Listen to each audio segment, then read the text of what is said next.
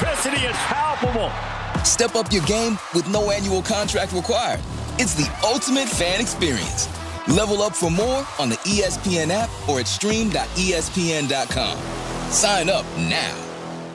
880 ESPN, WHSQ, and WCBS-FM HD2, New York. A Good Karma Brands radio station.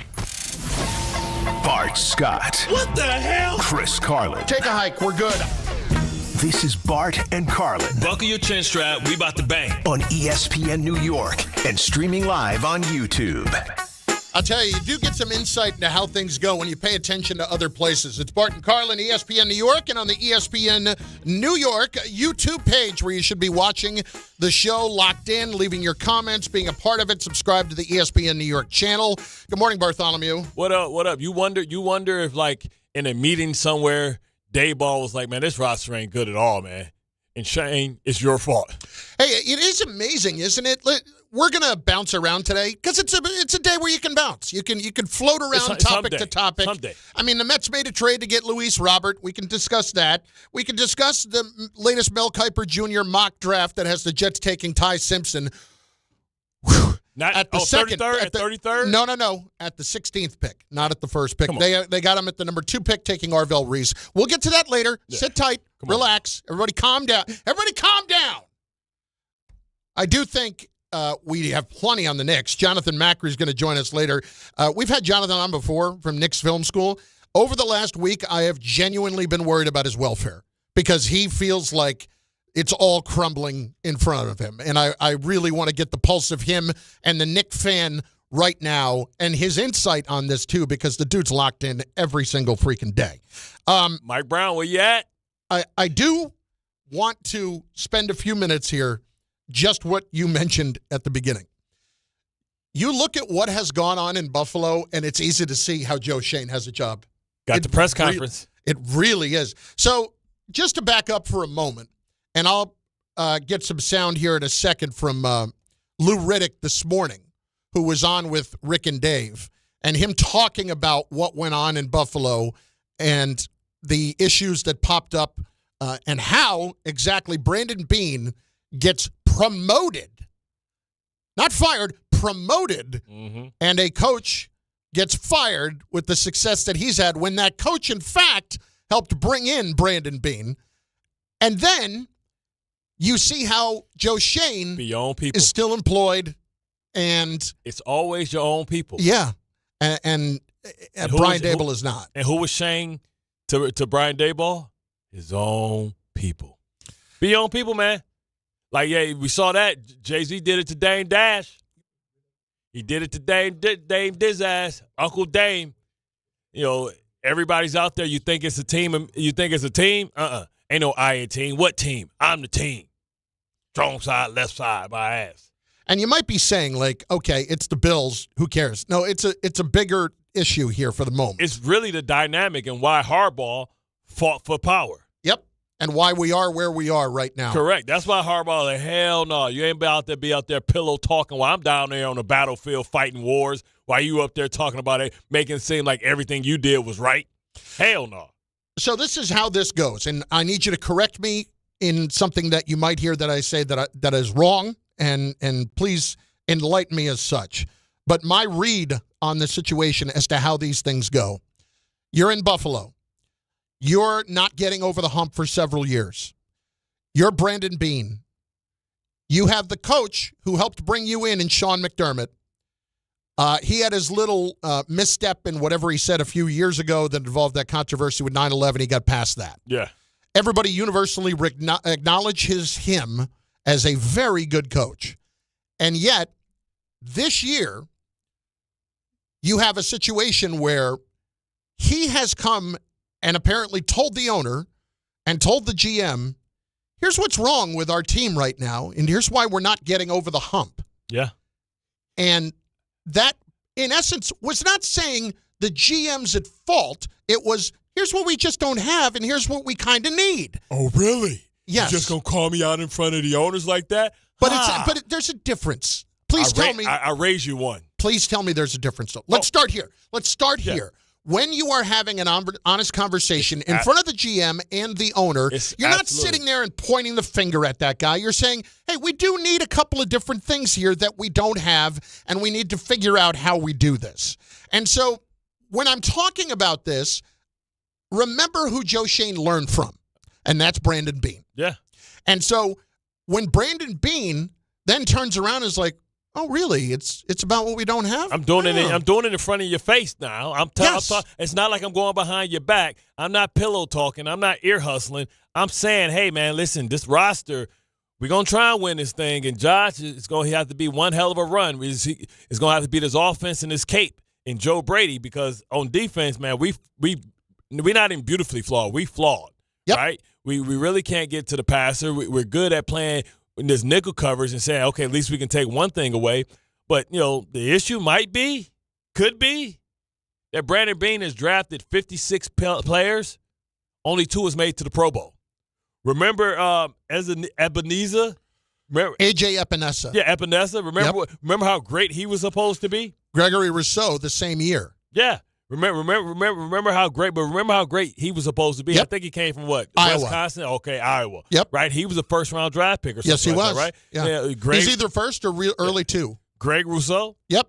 He was Miami pass rusher. Yeah. And a guy, but also a guy that, if memory serves, and I could be wrong, had some injury issues in college where the last season, I think his best season was his season before he came into the league. In other words, if you want to look at it this way, whether or not it was his actual junior year, what you would consider his junior year as opposed to his senior year, where I don't know that he played all that much his last year in college.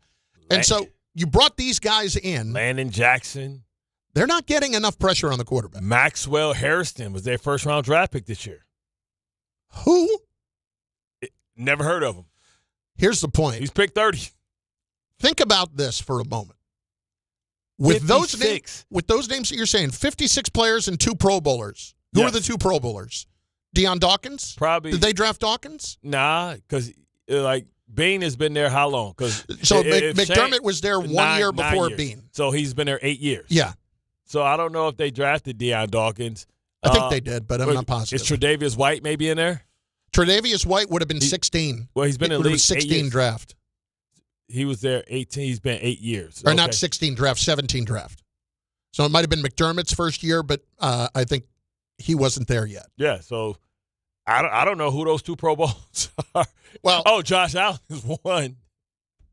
Josh Allen is one. Yeah. I don't know who the other one is. James Cook? Maybe it's one of the special team players. I mean, James Cook make the Pro Bowl? I assume. Yeah. Maybe it's him. Yeah, them 2. Here's the point. How does this all tie into the Giants? Well, what Brandon Beane did, clearly, is get in the owner's ear and stay in the owner's ear. And I know how to fix this. Befriended him. We're completely lost on all of this. And what do you know? That guy gets promoted. Now, you look at what happened with the Giants. It's very interesting when you see how Brian Daboll got cut loose and Joe Schoen did not, and we believe in the young core that he has put together. Well, what young core is he selling him on other than the quarterback? Who was singled out and by the quarterback by Daboll. Why are we giving all of the credit for somebody that we think can be the guy, but very easily could not be the guy? We do not have the answer on that yet. Why does he immediately get the credit to stay? John Harbaugh, this is the best thing that's happened to the Giants in decades. I mean, outside of Eli Manning, you know what I mean. Because he can't talk his way out of Harbaugh's fault. Harbaugh knew exactly what he was dealing with. I saw Tom Coughlin on with my guy John Schmelk, who works with the Giants, on a video thing yesterday. And Tom, the first time he talked to Harbaugh, all Harbaugh was picking his brain about was the structure of how things work. Yep. And who answers to who and all of that. Harbaugh just made sure that you're not going to end up in a disastrous situation for the next several years, not just by him being here, but you're not going to end up in a drama-filled room in the behind the scenes with Joe Schoen still having major say in what's going on. I want to say Dayball has some type of connection to Baltimore. It's something. Maybe it's through Alabama, through Ozzie. I want to say he had some maybe he coached there before. I don't know off the top of my head. It's something there. I guarantee you he's going to get to the bottom of this, and he's going to call Dayball and ask him what was his experience with Joe Schoen. Listen, I think that the biggest thing here is that everybody had their smiles on yesterday. Oh, yeah. But John Harbaugh is in charge completely. Want to see who the leaks are. Made sure that Joe Schoen is not going to have any say over him, because clearly at some point along the way, within the last year, Joe Schoen was able to get to the owners or get in the right ear of somebody and convince them that what I'm doing is not what he's doing. And that what we're doing is not what he's doing right now. And that's why he had to go. This was your guy, too. Let's never acknowledge that, Joe Schoen. This was your guy. They hired you. You hired him from Buffalo. You had been together for years. Hey, listen. Somebody had to go. It wasn't going to be me, man. I had to save myself. And Lou Riddick said this morning, and I loved it. You find out about people when things are at their best and when things are at their worst. Oh, yeah. Oh, yeah. You find out who people are in those two instances. Boy, it reveals themselves. And I don't know this for certain, but Lou has worked in some front offices before where that kind of stuff certainly happened. Like, you pay attention to places around the league. Like, look at Howie Roseman in Philly. That's a guy that got banished. Demoted. He got banished to the other side of the building, and when he came back, that's never happening to me again. Damn straight. And now with them 2 Super Bowls, yeah, he untouchable. Exactly. So now he can backstab anybody. Exactly. Which is why in Philadelphia, the coach, not all that important. Yeah. You should. I can't believe I'm actually going to say Roseman gets all the credit for everything. He does. And you should be thankful that you're not in the situation that the Philadelphia Eagles are right now, if you're the Giants. And it's not a knock on Howie, because they've had all this success doing it his way, and he has been masterful at protecting that. But whenever that starts to go bad, like it started going to Bill Belichick, will you be able to recognize it? But it's also been drama-filled. Oh. You know, and they have thrived in some of that, and in other cases they haven't.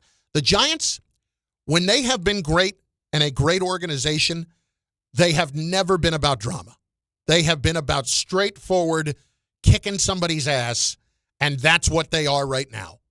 Some teams, some personalities of teams function differently in different scenarios.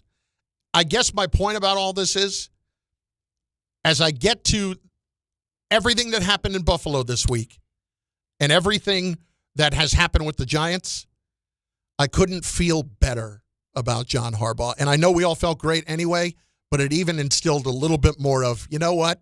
The adult is in the room right now. Yeah. And he's going to be calling the shots. Snitches get stitches. Straight up. Yeah. Go tell on me. He going to tell me that you told on me. How about that? I think Shane numbers are numbered. Days are numbered. Yeah. Harbaugh can't, if he talks to Dayball and he feel like some snaking was going on, he can't feel confident about that. I mean, he knows that there's nothing he can do to get it, but you know, when you came from Baltimore until this last story came out about Lamar Jackson, who was pumping that to Mike Preston, like it had been a tight ship. You know, we hadn't seen or heard from the owner in 7 years. Yeah. You know what I'm saying? And that's, everything was copacetic. He can't go to no environment. He can't respect a dude like that. We used to have this thing that we used to put up in the bathroom, CIA. We used to put CIA saying we got people out here sneaking, like, out here snitching to the reporters. You know what I'm saying? Like, I can't see Harbaugh even respecting somebody who allegedly or, could have backstabbed the person that was responsible for his success getting the job. It's not like he's done a great job either. He's done an okay job. We were probably getting, 55, 60%? We're not saying, man, this dude is masterful in building this football team. With all the draft equity they've had, with all the high picks that they've had in the last, they've had the losing this record, one of the losing records. So they've picked second, third, fifth. Have they had a pick outside of the top 10 in the last decade? I would need to go back and look at the entire. They have, but I would need to go back and look at the entirety of it.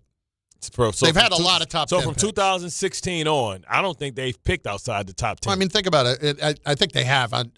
From 2016 on, they've had bad years, but it hasn't. There have been a couple where it hasn't been completely disastrous. And obviously, they made to the playoffs a couple of years ago where they won a playoff game. Yeah. So, they were in better that year spot. They picked out a top 10. Right. Well, but I think there were a couple of them. But Okay. they've had, here's your point, and it's fair. They've had plenty of top 10 picks. Kayvon Thibodeau, top 10 pick. Who's responsible for letting McKinney go? When I look at the Seattle Seahawks, I see Love balling out. Joe Shane. You know what I'm saying? Like, I see Love balling out. I see Leonard Williams balling out. Now, you can answer this better than me on McKinney. What had to do with the fact that McKinney went to Green Bay and it was a different system? Did that play to his strengths more to turn him into an all-pro? Well, they've had 25 different systems since he left. So maybe you would have lucked into the one that made him a star. Look who made him a star, by the way. Jeff Hafley, who is now the Dolphins coach. Yeah. You know? You know what I'm saying? You mean tell me that we knew he was talented. They just didn't want to pay him the money. I just want you to, for a moment, listen to Lou Riddick here from this morning and take into account, as he's describing the Buffalo situation, how it pertains to the Giants. The whole idea that coaches and general managers who come in together in particular, that they are not tied together and that you can somehow determine that one person was more responsible for a team's downfall or their ultimate success over the other is just bizarre to me. Because what that tells me is, like, behind the scenes, somehow, some way, like, owners ultimately make those decisions. And somehow, some way, the message that he was getting was not a very unified message. There's just no way, because they're not involved every day. Owners aren't involved every day, unless you're Jerry Jones, I guess. Owners aren't involved every day as far as the ins and outs of roster construction, skill development, game plan construction. They don't know how all that stuff goes. They just don't. They can say they do, but they don't. And so they're getting their information secondhand. So when that kind of thing happens, and not only does the general manager stay, but get a promotion. And then you wind up hearing things, I was reading things last night about that particular situation where maybe Sean felt as though that there were certain areas on the roster that they were deficient and that, ownership didn't necessarily agree with that, or that maybe the general manager, Brandon Beane, didn't agree with that, and that caused some concern, or that caused some, a little bit of a rift in their relationship. Well, yeah, then you can start piecing things together and go, well, maybe this doesn't surprise me that this happened. And now, I can't confirm that. That's not my information. That's something that I was reading last night, and that was starting to circulate, and there were people who were speculating about that anyway. But I think it's terrible situation when that kind of thing happens, because that just tells me there was probably cracks in the foundation from the get-go, and that kind of thing sucks. Not well received in Buffalo, too. So much so that they got to have a press conference, not to announce their new head coach, to address these things that's coming out. Not they leaking like the Titanic. You know what I'm saying? So, like, they'll let you know that, they don't want this to fester, and, like, the guy that's coming out to be the villain is Brandon Beane. I'm with you. I think Joe Shane's days are numbered. Here he is yesterday. It's only slugged, sounding nervous. When we set out, we were looking for a proven winner and an elite leader. We're fortunate we were able to find both. John Harbaugh's amassed 193 career victories, 13 playoff wins, and a Super Bowl championship. John has built a foundation of culture, player development, and toughness throughout each of his programs that he's been a part of. He's a proven is he on winner. the treadmill? Hang on. And when we set out to do this, we knew that John was going to be the perfect person for the New York Giants. Was that a written statement? Why did he sound out of breath? That was definitely written, but that's okay. I mean, those things are for press conferences. They are written. Why did he sound out of breath? I think he was nervous. Why was he stuttering? Listen, I have trouble judging people when they're up talking in front of other people with an audience like that. That was a big. Again, we've heard him talk before. Hang on. I'm not cutting him loose of any responsibility. I'm saying I have seen people who are generally impressive people who don't do well in those spots. Man, he sounded like G Money sound when Nino came in with the pit bull after the Carter got burnt down. He had the Rottweiler. He let him off the chain. He was jumping the rope. Yeah. I got nothing. $1 million damn business. Brandon shirt to Rebel. Now who gonna pay for this? Stabbed him in the hand. You know what I'm saying? Like, he sound real nervous, man.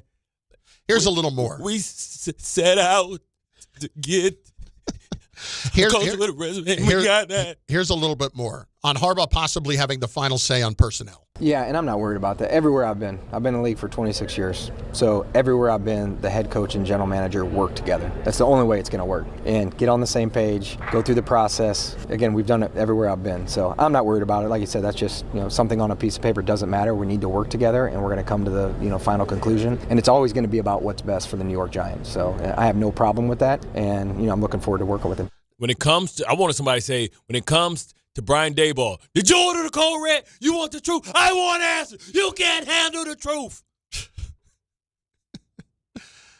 All of this to say, ordered the Code Red on his own. That board. They are in a much better situation today, and I'm not worried about it. Initially, I think part of why he stayed was certainly had to do with the administrative part of putting it all together, but it reinforces to me how fortunate they were to be in this spot. And I can tell you this thing too. I even would today say that they're more fortunate that they got John Harbaugh than Mike McCarthy here.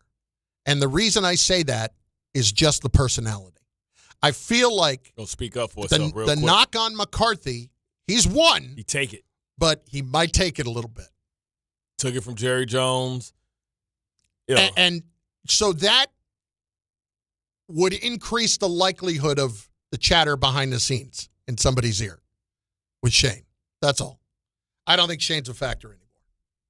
I don't think it's a factor. He's not a factor backer? I don't think so. It's going to be interesting, man. Like, Giants are in a great position right now. Yeah. Haven't made this move. Because Harb's he know he walking a mile. He walking a green mile. I give him one season.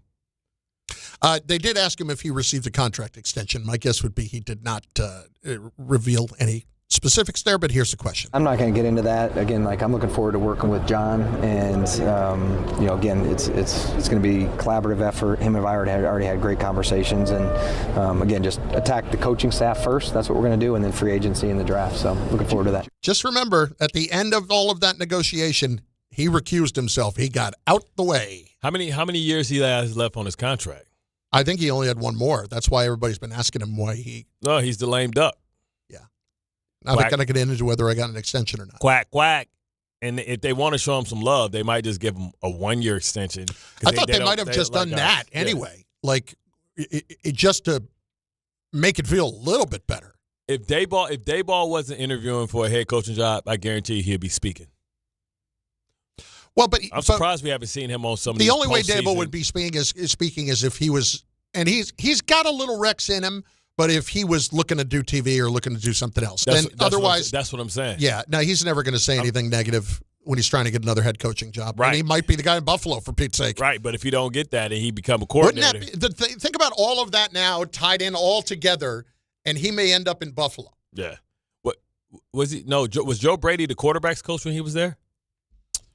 Was Joe Brady there? No, Joe Brady was Dorsey in Carolina? was. Joe Brady was in Carolina, and he was also at LSU before that. Right, okay. Yeah. That's right, with Joe Burrow. Yeah, I think Brady was with Matt Rule at Carolina for a bit. Gotcha. I believe. 800-919-3776. We're just getting started. And this is a day where we've got a lot of different topics that we're going to get into. I do want to ask. Don't be hiding from them Knickerbockers. I do. They need all the smoke. No, we're getting into the Knicks. Detroit basketball. Oh, God. Getting into the Knicks does not mean we talk about the Pistons. By the way, and I don't want to confirm anything yet, but there's been some rumors. There's been some things that have been floating around regarding a potential Bart and Carlin watch party for Knicks Pistons next month sometime. That possibly could happen. I don't know for sure that it's. I was hanging out with my boy Juwan Howard last night. That was my hero. You were with Juwan Howard last night? Yeah, we have dinner from time to time. Okay, I didn't know that you knew him. I didn't know. I tell you, your personal life can get a little bit mysterious sometimes with the people that you know. You're very. Oh yeah, I sent a bottle to George Blaha. What? Yeah, we were at the same bar at the top of the Ritz-Carlton. It was his birthday. It was his birthday. You very, very, very sneaky, son. Bart and Carlin, ESPN New York.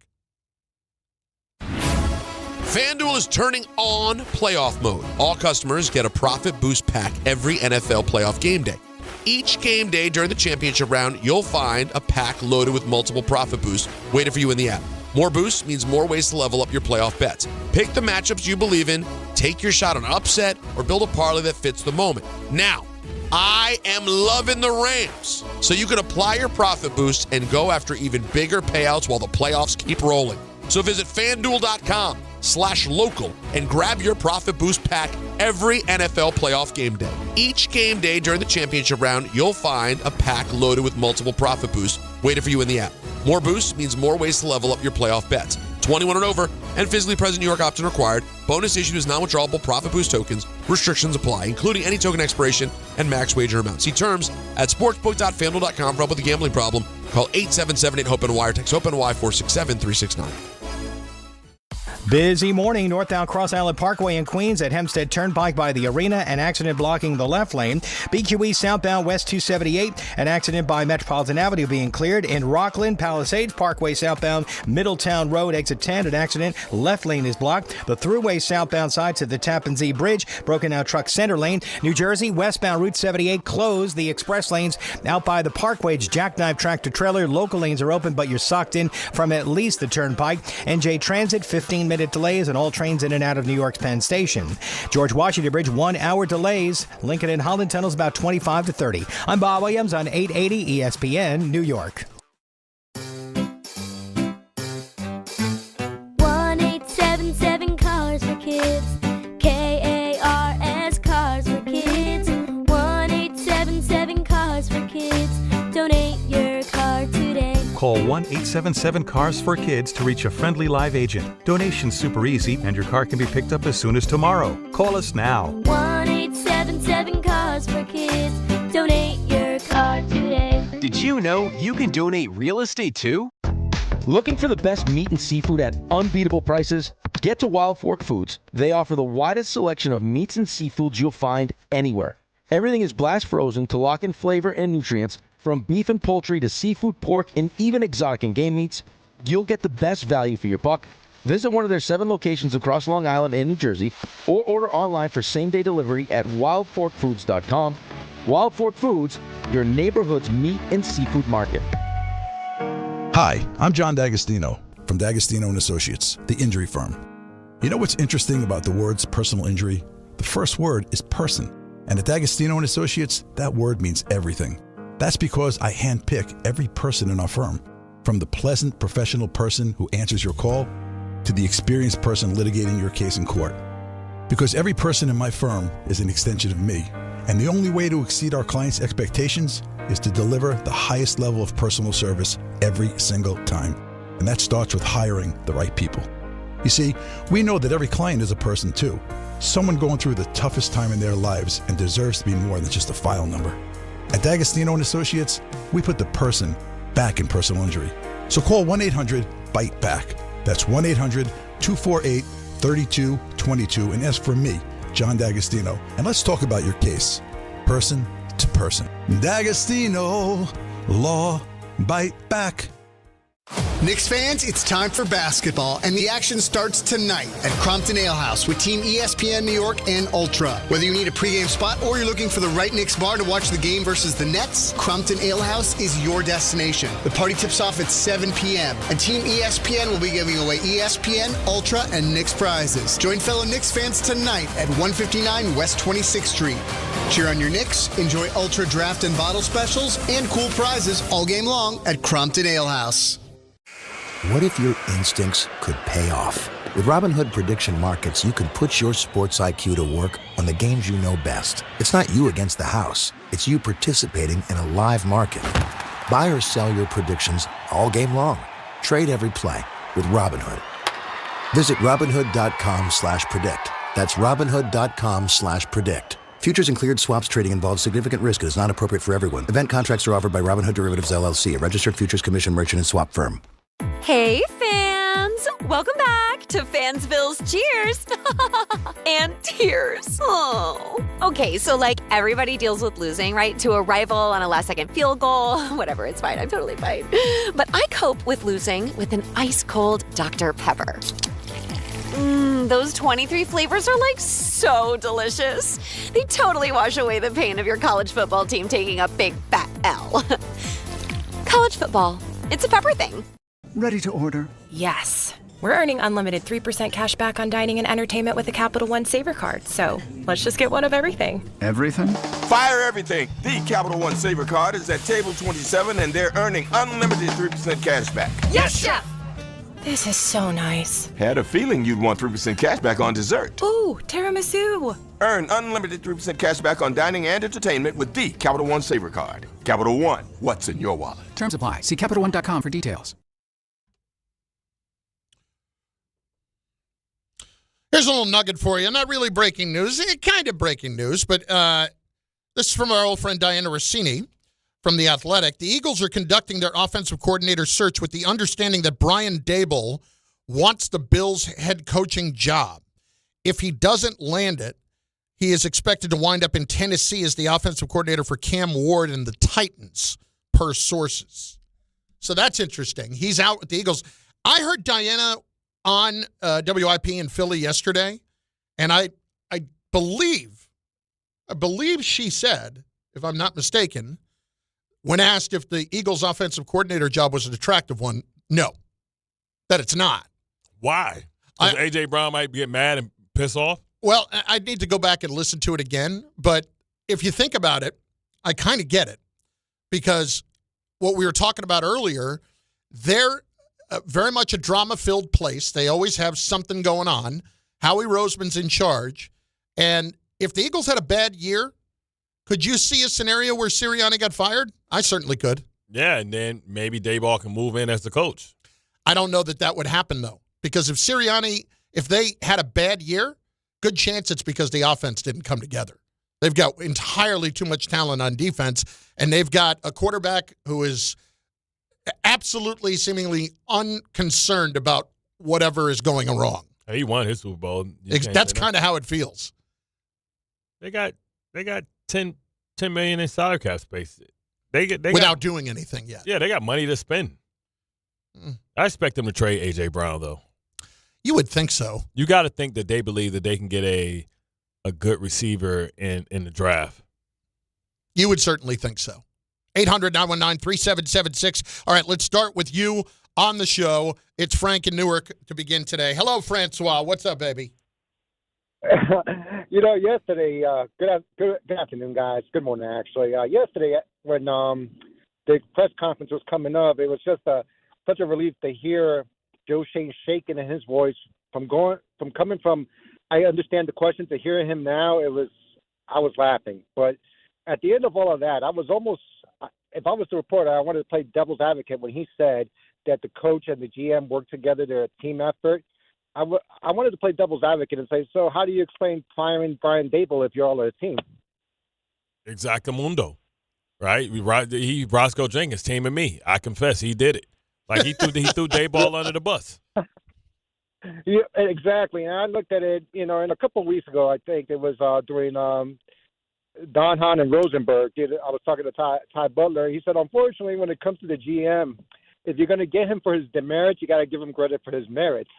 And I looked at Ty Butler and I said, Ty, you can't even sound serious when you say that. Come on, man. I don't understand how those draft picks don't go on his permanent record, how Banks don't go on his permanent record, how not Rondell Wyatt, not Rondell Robinson. Who's the other guy? Jalen Hyatt. Yeah. I don't know how those things don't go on the resume, bro. They do. They have to. He didn't have to take credit for it. But this is the thing. Like, we point to it all. And now Harbaugh may save him. But as it shows up, and this was part of my big argument yesterday on Mendoza, and why I'll kind of stick to it a little bit. It's all about the quarterback. It's everything. Joe Douglas had really good drafts. He didn't get the quarterback right. He's out. Joe Shane had some bad drafts, except for the last two, which, by the way, the one 2 years ago now does not look as immaculate as it did before, but still, point being, like, his drafts have not been anything to write home about, but so far they believe they have the quarterback. And they've been high, too. I mean, oddly enough, Dart, they moved back in the first round to get him. Evan Neal, they got to get a right tackle, too. Especially if they want to play John Harbaugh type of football. Yeah. They got to get a Mauler at right tackle. That's what his brother went in and did immediately. You guys better hope. L.A. You guys better hope he don't bring Falele over here. He would drive you crazy. What do you mean? The guard from Baltimore? Yeah. I'm sure he's going to be cut, though. You better hope he don't bring. He's like 6'8" from Minnesota, 6'8", 370 or some stuff like that. Yeah. They hate him in Baltimore. Why? He's like a turnstile. Can't block no damn body. Does get Lamar Jackson killed. Well, no, so maybe they won't be bringing him back. It won't be. If that's the case, I would assume he's not bringing him here. He could. I hope not. He's big for the run game. So am I. He started off as left tackle. He's like 6'8", 6'9", like 360. He started for the Ravens. You might say, hey, man, I need that big body to come off so we can play that ground and pound. Bart and Carlin, ESPN New York, and on the ESPN New York YouTube page, you can go there and make your comments right now. Franchise checking in, 1312 breaking news. Carlin, if you're talking about the Knicks, you're talking about the Pistons. Bart is always putting Pistons cheese on the taco. Well, when now I can't think of the coach's name. Secondary coach for the Pistons. I don't know why I can't think of his name right now. Start with a B. Anyway, the coach. Like, he spent time down here, like, in the offseason in ESPN. You talking about Bickerstaff? Yeah, Bickerstaff. Yeah. He said secondary coach. I'm like, no. What? Okay. I know it's his name. He's just, like, second. His dad. Yeah. Okay. He took that Knicks game real personal.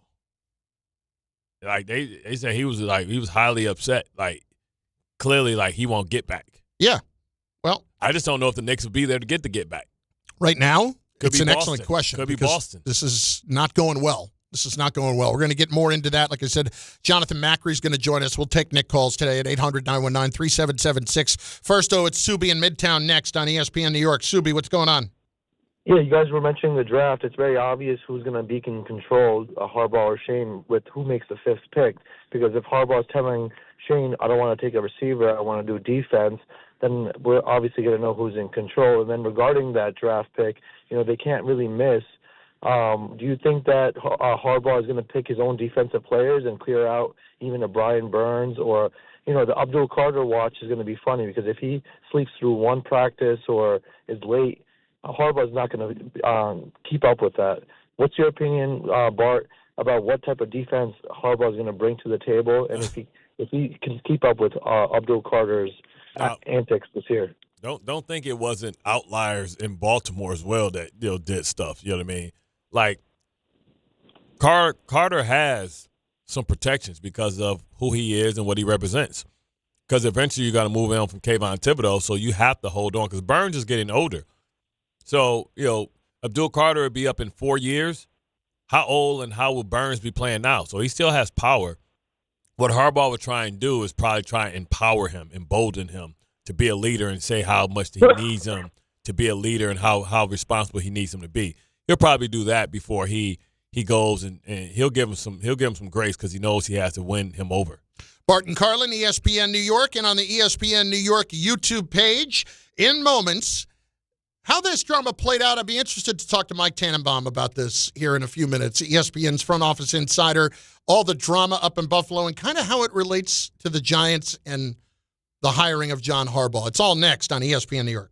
More people trust their hearts to New York Presbyterian than any other hospital in New York.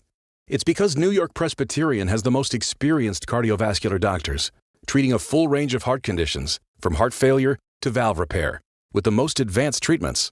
Find a doctor at nyp.org/heart. New York Presbyterian. New York Presbyterian Hospital, based on U.S. News & World Report 2025 to 2026 cardiology, heart, and vascular surgery rankings. Hey, sorry I missed you. Your call is very important to me. Just not as important as the New Jersey Lottery's Green Ball promotion being back on Pick 3 evening drawings. See, if the green ball's drawn, that's a free second chance to win? So, yeah, you get it. It's only through February 1st, though, so try me after then. Must be 18 or older to buy a lottery ticket. Please play responsibly. If you or someone you know has a gambling problem, call 1-800-GAMBLER. For game odds and promotion details, visit njlottery.com/pick3. All the way over Barzell, score! New York Islanders hockey is back at UBS Arena, and it's time to bring the family and make some noise. With more afternoon games this season, the Islanders have special kids-themed games and activities for young fans. Play games pregame at the park and head inside for fun on the concourse and on the ice. Tickets for the 2025-26 season are on sale now. Get your tickets at NewYorkIslanders.com. If you've been injured on a construction site, then you need a lawyer who knows New York's unique labor laws. At the Parisman Firm, they have decades of experience handling construction accident cases and a proven track record of delivering huge results. Their team has already recovered nearly $1 billion for hardworking New Yorkers. From scaffold accidents to slip and falls and equipment failures, they've got your back. Call the Parisman Firm now at 718-WORKERS. That's right, 718-WORKERS, because your case is their cause. Get the justice you deserve today.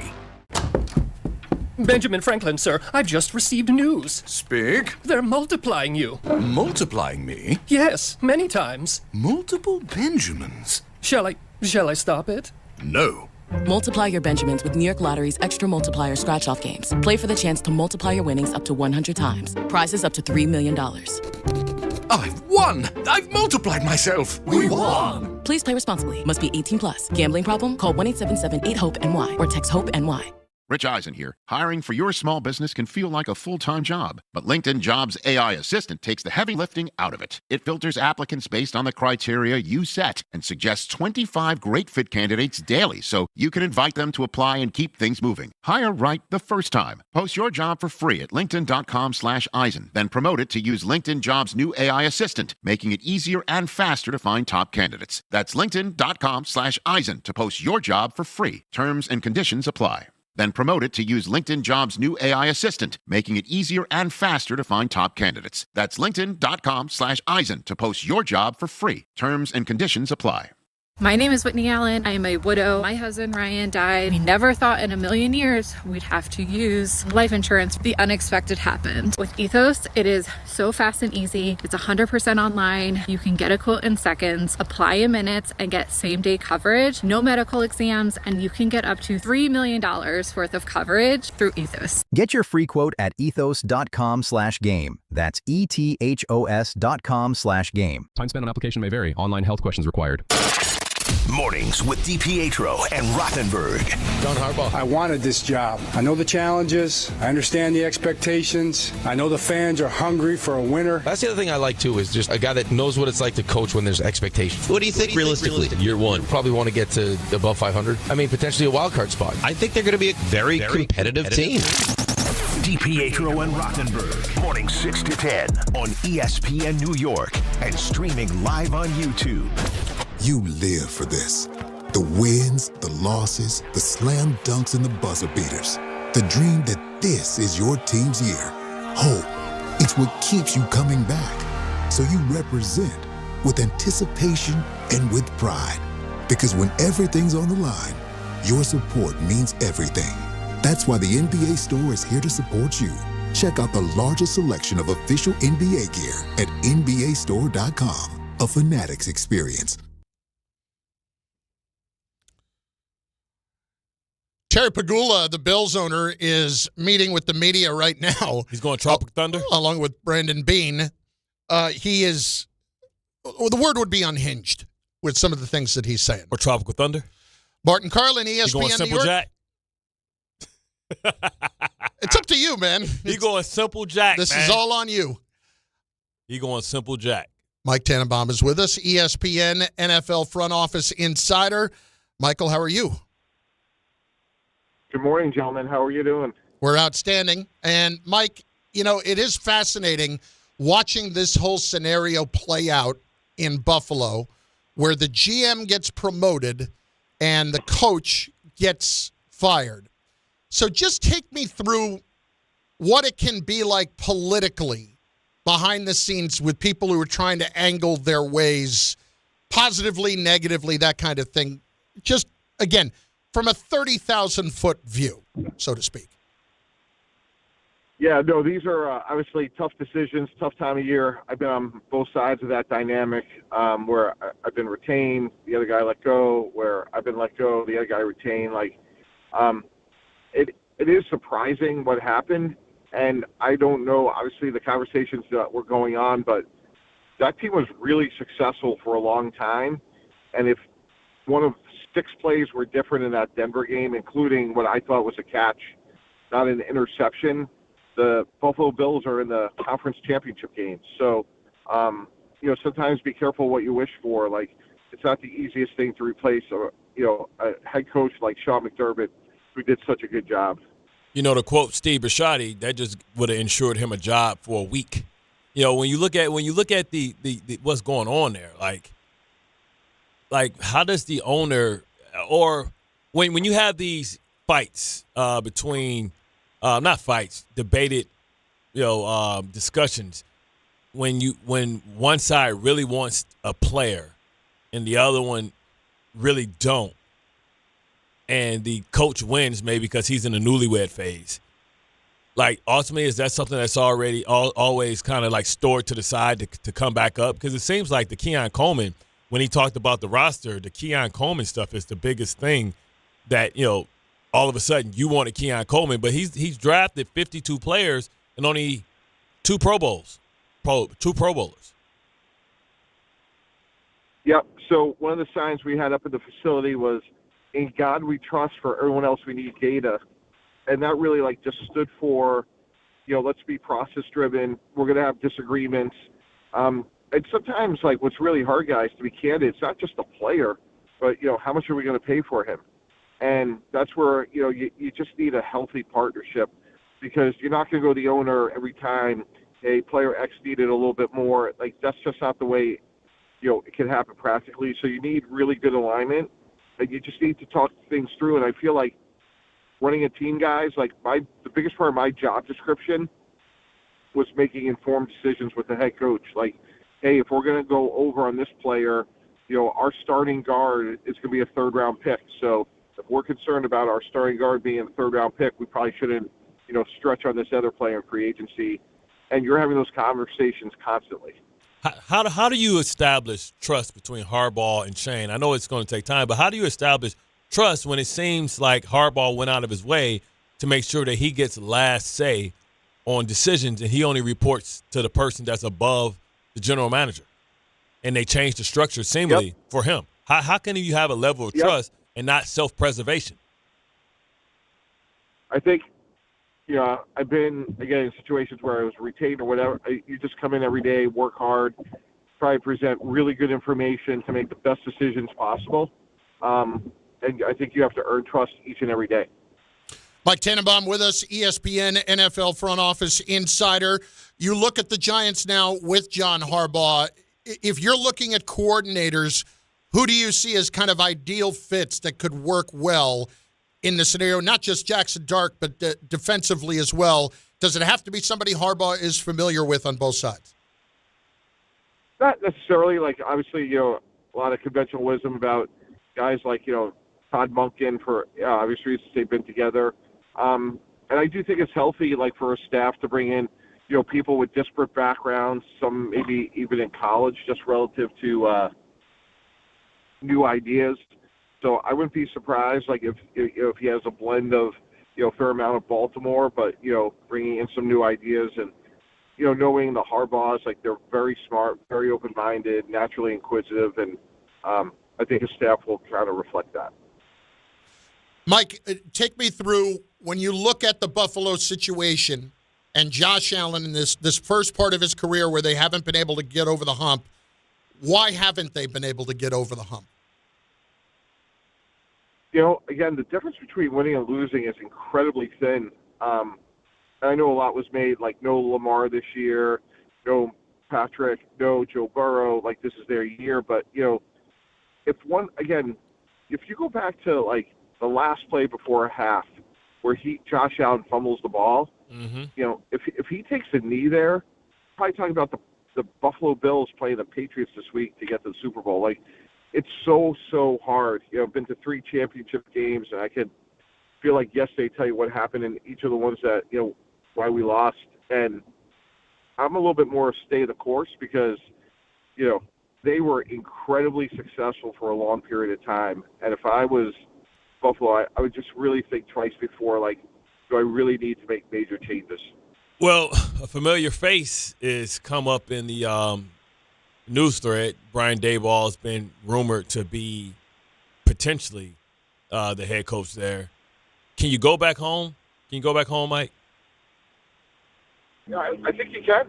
And Brian Daboll, for our audience, is a Buffalo native, grew up there, has reportedly a great relationship with Josh Allen. I work with Brian in New York. I know how he creates relationships. And I think that would make a lot of sense for a lot of reasons. And then, you figure out who his partner would be from the defensive side of the ball. But, one of the things about when you hire an experienced coach, guys, you're really letting the other team pay the tax for your experience. And that's not to say, hiring a first-time head coach doesn't make sense. But, in Brian's situation, I'm sure, his personality, there's a lot of lessons learned on what he would have done better or different, from his time with the Giants. Mike Tannenbaum with us. Mike, I'm kind of fascinated by the Eagles' offensive coordinator situation. How do you view it? Is that still a good situation for a coordinator to go into when you've got drama around the quarterback and certainly around A.J. Brown? And, it seems like they thrive in more volatility than other organizations do. I think part of that's the market. That's a similar market to New York, which is not for everybody. It's special when you win in Philly or New York. There's nothing else like it.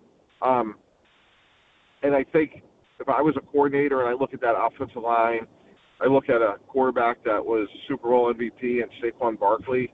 Look, A.J. Brown may not be happy, but I don't think every receiver in the NFL is happy where they are. There's always going to be, 15 to 20% that you got to deal with, but there's a lot of great players, foundationally there. On the flip side, we've talked about, outside of the head coaching race, some of the most fascinating races is the coordinator spot. And Mike McDaniel might go out to there with Justin Herbert with those two offensive linemen and Harmon and all that stuff.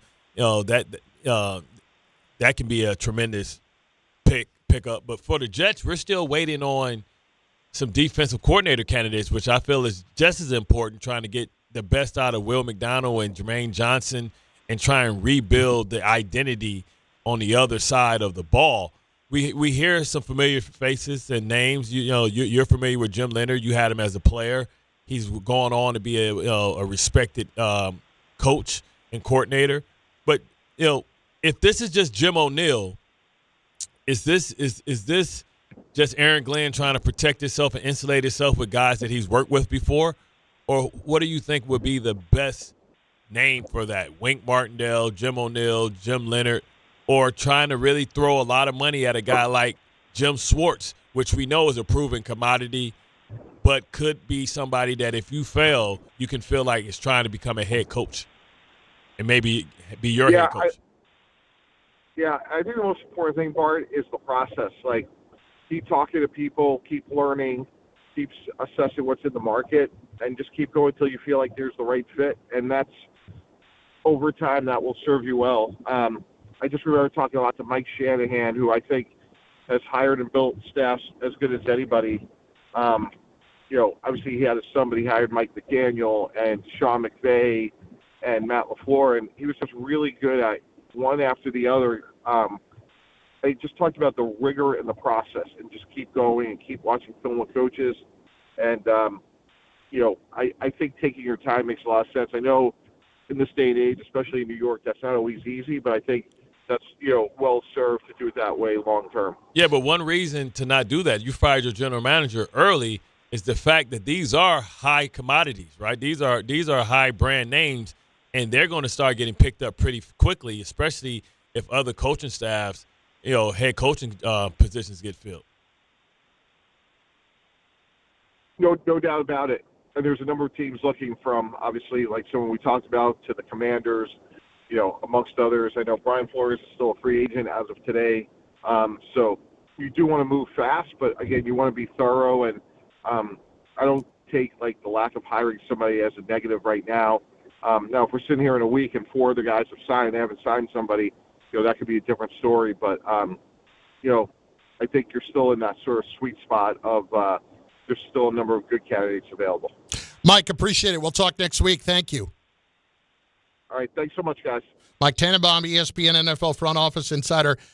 Terry Pegula, the Bills owner, listen, just a little tidbit of some of the things that he's saying. Says the coaching staff pushed to draft wide receiver Keon Coleman, and that was never GM Brandon Beane's top choice in that situation. Quote, that was Brandon being a team player. He's taking heat over it. I'm here to tell you the true story. Oh, my God. What about Ebenezer? I don't know, man. So he ain't going to take credit for the And by the way, 52 of them? Keon Coleman, still on the team. If I'm Keon Coleman, I'm like, what's going on, man? Listen, Keon has got his own problems this year. I mean, he's been sat out for games. He crazy enough to say, cut me. Bart and Carlin, ESPN New York. In moments, we check in on the status of the Knicks and the Knick fan in moments on ESPN New York. Welcome to Jake's 58 Casino Hotel, where excitement never stops. Unleash the fun with 2 floors of gaming action, featuring 1,000 cutting-edge video and electronic machines. Enjoy exceptional service at a prime location that places you right in the heart of Long Island's excitement. Stay and play in style with over 200 hotel rooms and treat yourself to a full range of dining options at Jake's 58 Casino Hotel. If gambling is a problem for you or someone you care about, please call the 24-hour toll-free helpline at 1-877-8-HOPE-NY or text HOPE-NY. Show your team spirit and save big only at Security Dodge during the Start Something New sales event. For a limited time, score an extra $500 off on top of all rebates and new incentives, just for coming in and wearing your favorite team's jersey or swag. High school, college, or pro, football, basketball, hockey, and every sport in between. It's easy to win big at Security Dodge in Amityville. Visit us today or shop 24/7 at securitydodge.com. Knicks fans, it's time for basketball, and the action starts tonight at Crompton Ale House with Team ESPN New York and Ultra. Whether you need a pregame spot or you're looking for the right Knicks bar to watch the game versus the Nets, Crompton Ale House is your destination. The party tips off at 7 p.m., and Team ESPN will be giving away ESPN, Ultra, and Knicks prizes. Join fellow Knicks fans tonight at 159 West 26th Street. Cheer on your Knicks, enjoy Ultra draft and bottle specials, and cool prizes all game long at Crompton Ale House. What if your instincts could pay off? With Robinhood Prediction Markets, you could put your knowledge to work on the events that matter to you. Prediction Markets isn't just sports. It's the Fed rate decision, your favorite awards show, and so much more beyond the playing field. Trade events with Robinhood. Visit Robinhood.com/predict. That's Robinhood.com/predict. Futures and cleared swaps trading involves significant risk and is not appropriate for everyone. Event contracts are offered by Robinhood Derivatives LLC, a registered futures commission merchant and swap firm. FanDuel is turning on playoff mode. All customers get a profit boost pack every NFL playoff game day. Each game day during the championship round, you'll find a pack loaded with multiple profit boosts waiting for you in the app. More boosts means more ways to level up your playoff bets. You can pick the matchups you believe in, take your shot on an upset, or build a parlay that fits the moment. Whatever you like, bet it. Only on FanDuel. Then apply your profit boosts and go after even bigger payouts while the playoffs keep rolling. Each game day during the championship round, you'll find a pack loaded with multiple profit boosts waiting for you in the app. So visit FanDuel.com/local and grab your profit boost pack every NFL playoff game day. Must be 21 and older and physically present in New York.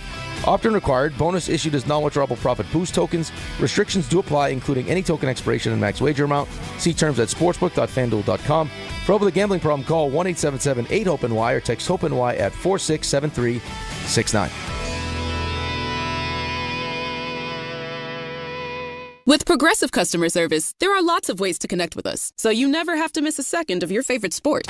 Because you'd much rather watch a ball go through a net 124 times in 48 minutes when you don't really have to pay attention until the last 2, and then somehow those 2 minutes will take an hour. You don't want to miss all that. Luckily, you can chat with Progressive on our app, online, or over the phone without missing a single one of those times the ball goes through the metal circle. Progressive Casualty Insurance Company, affiliates, and other insurers. Not available in all states or situations. Hey, it's Rich Eisen for Pella Windows and Doors. Sometimes teams take a timeout to regroup and call the right play. When it comes to your home, Pella Windows and Doors always has the winning game plan. They do it every day, and that's why your neighbors trust them. Visit Pella.com/Eisen today. Right now, Pella Windows and Doors of New Jersey is offering buy one, get one 50% off and everyday 0% financing. Some restrictions may apply. See store for details. Offer ends January 31st, 2026. Hey, this is Mika Zibanejad. Hey, this is Adam Fox. Catch every Rangers game right here on 880 ESPN. WHSQ and WCBS-FM HD2, New York. Bart Scott. What the hell? Chris Carlin. Take a hike. We're good. This is Bart and Carlin. Buckle your chin strap. We about to bang. On ESPN New York and streaming live on YouTube. I love checking in on the Knicks with this guy because I've watched him. I watch him on Knicks Film School on YouTube, and if you don't, by all means, check it out. Jonathan Macri does a tremendous job as a Knicks fan, but also breaking down what's going on and what's going wrong. The perfect person to ask then. Well, and we've had him on before, and honestly, I have just seen some of the headlines on a couple of your videos the last week, and I'm genuinely worried about your personal welfare right now with the team having lost 9 of 11. How would you describe that, first of all, representing the Knicks fan? Are you in a stable place? Funny you say that because the game, ended at 7:30 on Monday, and the post game, as you might have expected, ran a little long. So I didn't see my wife until yesterday morning, and she saw my face, and she's like, "Did somebody die?" And I didn't hear about it, and I said, "Yeah, the Knicks season, unfortunately." So you know what? It's been a touchy couple of days here, but got a game tonight against the Brooklyn Nets. I mean, what could possibly go wrong? I can't think of any options. All right, so are you now? Are you just describe yourself as a fan? First of all, are you one of the guys that will take it hard for a day or two, but then once game day comes, you're back on the beam, and a lot of the negativity disappears for a couple of hours until something goes wrong? So 9 times out of 10, I am that exact sort of fan because I am pretty good, and I think this is one of the reasons that Knicks Film School resonates with people. I'm pretty good about putting the bad behind me and looking at all the reasons to be positive. The reason why I think I might currently be in that 1 out of 10 zone is because I think that there are some very real, very structural issues, not with the Knicks as a basketball team in terms of their mix of players. Like we've talked, the last time we talked about the things that made them imperfect and what have you. That's not what's holding them back right now. What's holding them back right now is they are a team of people who are a bunch of individuals. They don't seem to like each other either on the court or, frankly, from the reporting off of the court. And I don't know how in a sport where you need to be unified to achieve great things, how are they going to find their way out of that? It's going to take a lot of selflessness and introspection. And frankly, I'm not sure if they have all the personalities that are capable of doing that. Has it become cliquey? Because we believe that you have the one side where the Villanova cats have a unbreakable bond, and Jalen and Josh. Is it simple as like OG and maybe OG and Cat has his people on one side, and it feels like Mitchell Robinson can kind of be on the outside? So how do you fix that, and how do you fix the Cat problem? Because that feels like the biggest thing that's going on the team right now. Part of me that is actually kind of happy that this is out in the open now, because I think Knicks fans have long suspected that Cat was maybe kind of on his own wavelength. Obviously, Minnesota, very different situation, very different media market, where you could kind of, be a certain type of way, and that's not necessarily going to, come out in public. Now here, he's being openly challenged by his head coach. He doesn't really like that. And I think to answer your question about who, if anyone, is in Cat's corner, I think that's the problem right now. Because I think you saw, obviously, I know you guys have been talking about it, what happened with the Draymond situation during and after the Warriors game. Yeah. And if you're Karl Anthony Towns and you've been dealing with your coach not so subtly pointing to you as someone who could be doing better in these media post-game press conferences, whereas, I don't know, maybe you guys have heard something I haven't. doesn't seem like Mike Brown's always going out of his way to point to other people as things that they could do better. So you're in this state of mind now as Karl-Anthony Towns. Where are you turning? Why are you coming to work every day, whether it's to the practice facility or MSG, feeling like, hey, I know my teammates have my back today? I think that is part of the problem. And then on the other side of the coin, are the rest of the Knicks looking at him as someone that they could depend on in what they know is going to be a long road and, frankly, an uphill battle at this point to try to get, even back to the Eastern Conference Finals, let alone, competing for a championship. What has happened to Cat's trade value then, if that's the case, if it was one, if they did want to make a move, with them complaining about what he doesn't do, doesn't that kind of hurt the product? Trade? Are you asking me about like a Ford Pinto? Is that trade value? No, I don't mean to be glib here, but Karl-Anthony Towns makes $53 million. That is a lot of money, but we've seen big salaries get traded in the NBA before. The problem with, and I don't want to put all of your listeners to sleep, but the problem with this CBA that the NBA teams have to operate within now is it's as much about years as it is dollars. And the fact that Karl-Anthony Towns has another year after this at $57 million, and then a player option for $62 million the year after that, which you look at his play right now, I mean, I think you'd have to assume that he's going to at least think about picking that up. What team out there wants to make an investment in this player knowing that not only are there on-court issues, but what are we going to get if he's not happy in our locker room? So I think his trade value right now, to put it politely, is minimal. And to the extent the Knicks can move him, how are you going to move him for value and still remain competitive? And they were favorites, to get out of the East before the season. I'm not sure I see the trade where, the downgraded talent still leaves them in that position afterwards. Jonathan Macri is with us, Knicks Film School on YouTube. Follow him on socials as well. Does a fantastic job. Where do you think this all went wrong? Because we think at the beginning of the year, outside of Cat, it seemed like everybody very early this season was enjoying playing for Mike Brown. And everything was going hunky-dory until about 15 games ago. So where do you think that this kind of took a turn for them?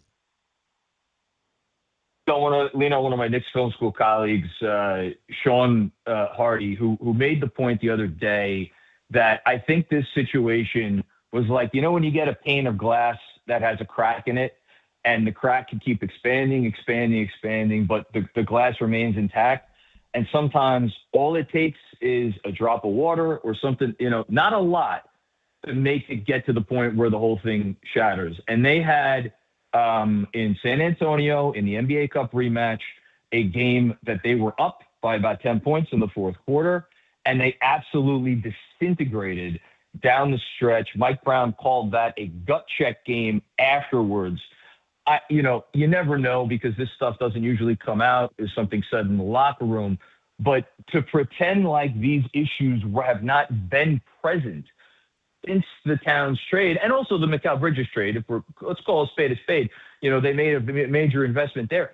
These guys, if you watched them over the second half of last year from January onward, I saw a group of players in terms of the starters who didn't look like they much cared for playing with each other then. So I think these issues have been there for a while. I think winning cures a lot of ills, but then sometimes all it might take is one or two losses, and then that snowball starts picking up steam down the hill, and I think that's what we're seeing right now. You know what's going to be said if they fall short of where Thibodeau fell. So at what point do we start holding Mike Brown accountable? Because in Sacramento, it started off the same way. I know it was a little longer of a newlywed phase where he won, but some of the criticisms about him is that he doesn't get the respect from players. And I forgot how Matt Barnes or from the Up in Smoke put it. Basically, the players aren't going to listen to him when it matters. Right. So, like, when stuff starts going bad, people usually turn to Roscoe Jenkins' team and me. And maybe is that what we're seeing now? And how do they get out of this? Well, in terms of what might happen to Mike Brown, I mean, look, the good news is the owner, incredibly patient man. James Dolan is going to sit back and he's just going to take this without any repercussions directed at anyone. Yeah, when he left in at the halftime the other day down 30. Yeah. No, he was getting a snack, and the lines at MSG they're pretty long. So look, Mike Brown, do I think he's on thin ice right now? Look, he's signed a 4-year, $40 million contract. They haven't even played 50 games yet. I think the way out of this is that these guys need to look at each other, if they haven't already done so, and look in the mirror and say, look, we're the most talented team in this conference.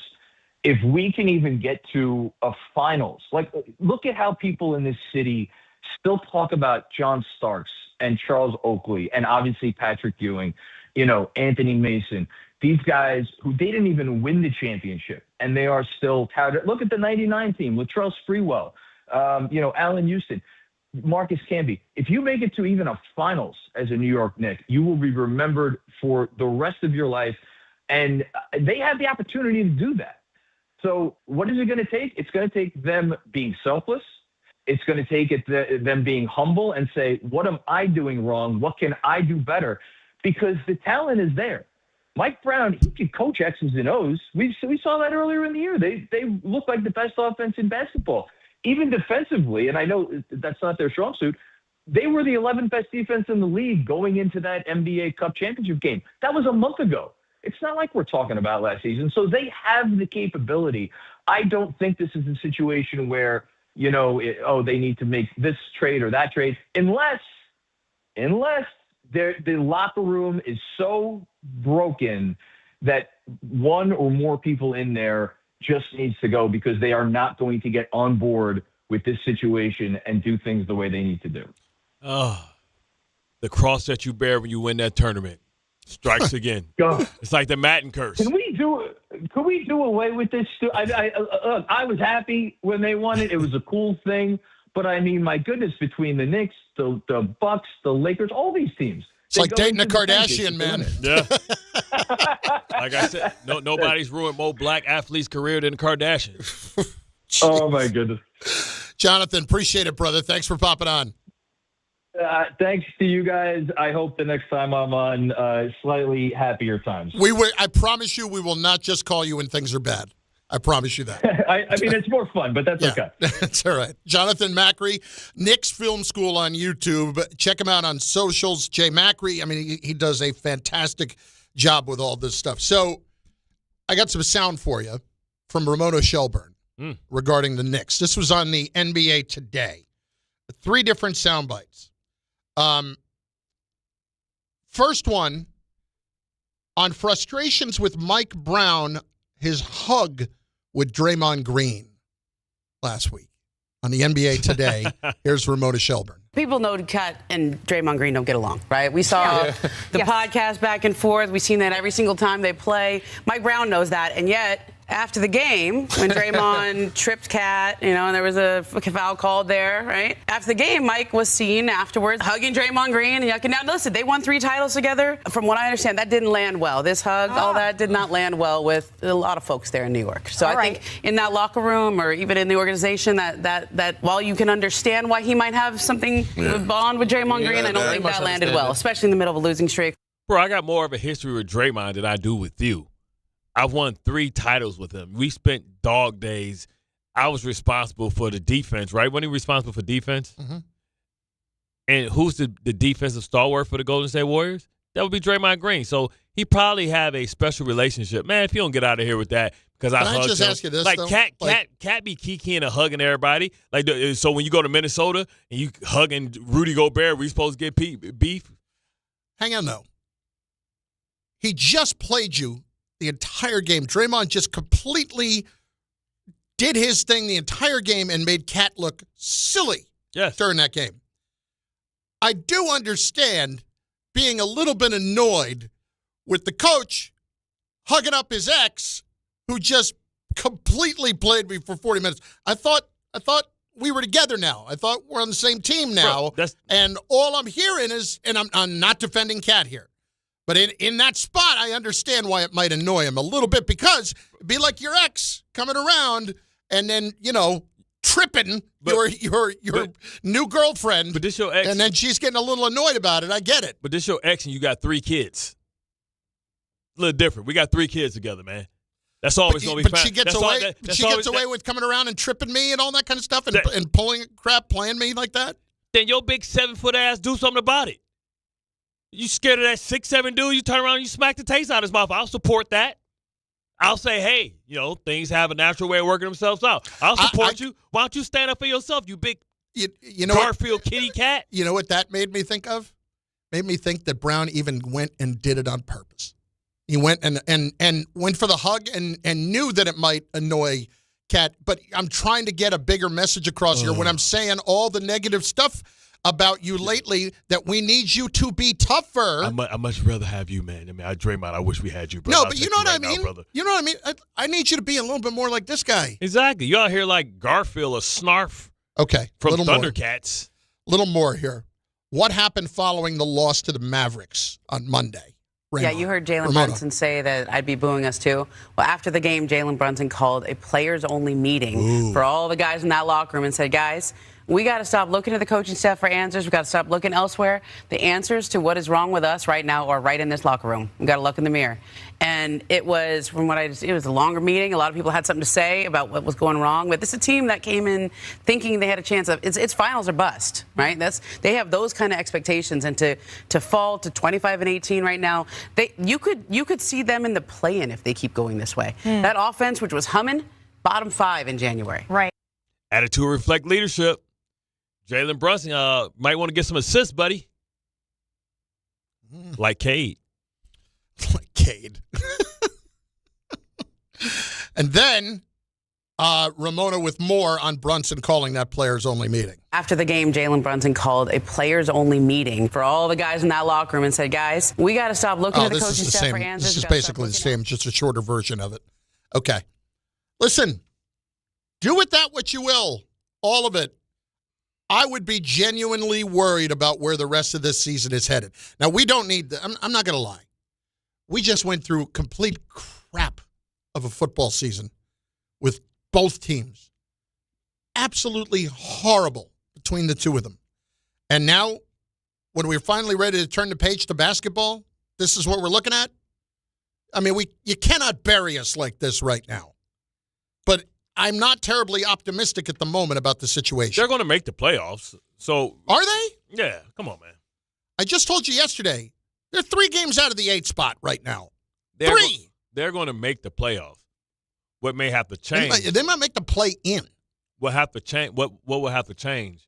Maybe it's the expectations of how great we see this team being, and they got to take ownership of that. Same team. Same players as last year. It's amazing. We think that success, like I said, like anything, is not owned, is rented. And rents due every single day. And it's the hardest thing to manage is success. And they had success. And what happens is people like Bridges, like, man, Tibbs is gone. I need to start shooting more. I need more opportunities to get in the flow. Now it's throwing off the balance. Had balance last year, but everybody accepted their roles. You got to be a willing participant. Like, hey, we need more defense out of you, Cat. All right, well, let me sacrifice some of the energy I put on offense and give you the defense. Let my defense be offense. Being a great team is about compromise. And the problem is some people only like the script if it has them as cast as the hero. Couple of the comments coming in on the YouTube chat, and by all means, go over to YouTube, watch the show on ESPN New York there. Luke Cornett punked Cat 2. That from Primo Sape. Luke Cornett. Who else? Let's see. Man, lost a lot of respect for Cat. He's soft. Johnny Blaze. Brunson isn't exempt from this. That from Tsunami. Cat doesn't deserve to play on the Knicks. Knicks currently in 3rd behind the injured Celtics. But look at what's beneath them. That's more of the issue. Everybody is right there. And you talk about seeing this thing fall apart quickly, man, it could get out of hand quickly. 9 of 11 can very quickly become 16 of 20 or 17 of 20. Now, the thing is, they have a semi-favorable schedule. Now, if they lose to Brooklyn. They lose to Brooklyn. Well, they got to win tonight. They lose to Brooklyn. Like, wait a damn minute. listen, they may make the play in. Let's not take for granted that they're definitively in a top 6 spot. In Miami, where's Miami in the rankings? I don't know. I'll just look it up and be your personal Google again. Well, I thought you actually had the standings up. That's why. No, Miami is 23-21. Yeah, they're beneath them. No, but I'm saying where are they in the standings? They are currently 8th in the standings. They are 2.5 back. Because they get a guy like, listen, I'm talking about teams that can still improve their team. Right. And the John Morant rumors, that's a dynamic, explosive. Oh, I would love to see him and Brunson go at it. John Morant in Miami, do you like that? Yes, because they're going to give him discipline. We know Pat Riley and Spoelstra. Spoelstra is still considered, in my opinion. Oh, he's still a great coach. I think he's still considered the best coach. Yeah. Like X and O's wise, schematically wise. Now, they just haven't been able to attract the superstars that they've been trying to get for the last couple of years. But you put a guy like John Morant that's capable of putting that type of work in or those type of volume points up with Bam Adebayo, they probably get rid of Tyler Hero and to be able to do that. That's dangerous. Knicks are currently 25-18 in the 3 spot. Raptors right behind them, 26-19. But they're even, but technically that's in the loss column. What? Haven't heard from this guy in a while. Interesting. Kev? Yeah, with my top 10 list. I think Kev came at me at my top 10 list, too. Let's get to Kev on the island. What's up, bud? No, not Kev. What Kev? Who? What Kev? Stop that. What Kev? What Kev, Chris? African-American Kev. This is Black Kev. Dog, what's up? You're just trying. That wasn't me. He's just what's going trying. On? What's going on, Black Chris? He's just trying. Yeah, melanated Chris. It's hard being this white. Fellas, I got so turned off when I heard about this players only meeting called by Brunson and Bart. You hit it right on the head. Yo, dude, do me a favor. The next slick pass that you make for an assist might be one of the first ones you've made in a couple of games. Stop it. Don't, all the points that you make, all the points that he scores, that's fantastic. Go stop somebody. Go stop Cade Cunningham when you on him. Oh, my bad. He's not going to stop Cade Cunningham because he can't stop Cade Cunningham. Go stop any of those elite point guards. Oh, again, he can't. How about going after Mikal Bridges? I cannot. Mikal Bridges is just Kevin Knox 2.0. I am so disgusted with that dude. Come on, that's a little harsh. That's a little much. Dude. Hey, Chris, Kevin Knox. Check this out. Chris, my girlfriend who knows something about basketball, even she's screaming at the TV, what is the matter with that dude? I'm only I'm 5'1", and I'll take it to the paint and take a little bit of contact. This dude shies away from contact so much, it is disgusting to watch. He fades on every single shot. You got to be kidding me. I cannot take this look at this guy play anymore. It's disgusting. So, Kev, if I'm hearing you correctly, I had a top 10 list, and I had Cade Cunningham in front of Jalen Brunson. Yeah. Are you saying You're right. am I a truth teller? Yeah, hell yeah, most definitely. Huh, I told you that there was a conversation that we had last season, and I told you that if I had a choice right now, it all comes down to this. You ask a bunch of GMs and you say, if you're starting a team, it all starts with the same sentence. If you're starting team. What about Maxey? There you go. What about Maxey? Because I took a lot of slack because I put Maxey up there. Oh, yeah. Way to cut me off, Chris. You had 2 minutes.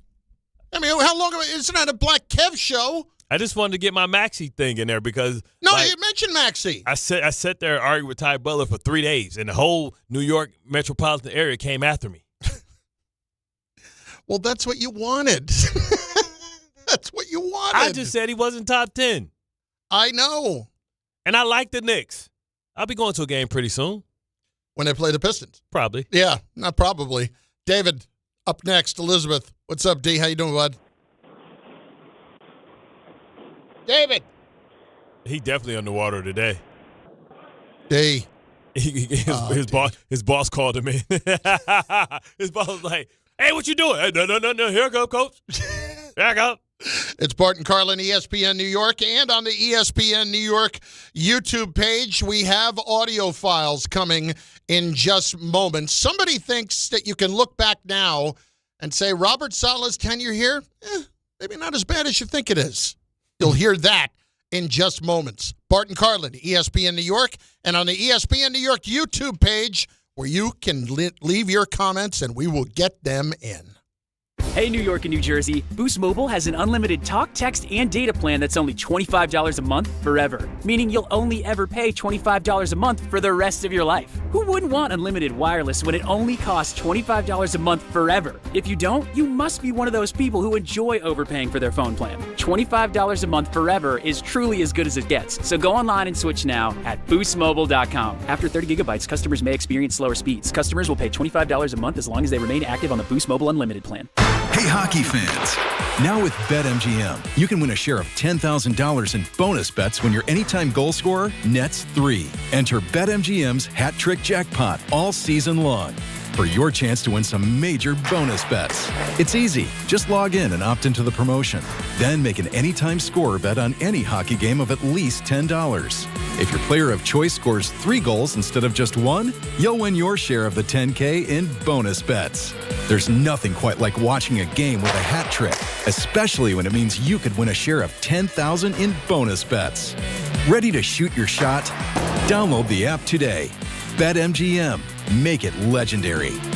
BetMGM and GameSense remind you to play responsibly. Gambling problem? Call 1-800-GAMBLER. See BetMGM.com for terms. 21 plus only. New Jersey only. Existing customer offer. Subject to eligibility requirements.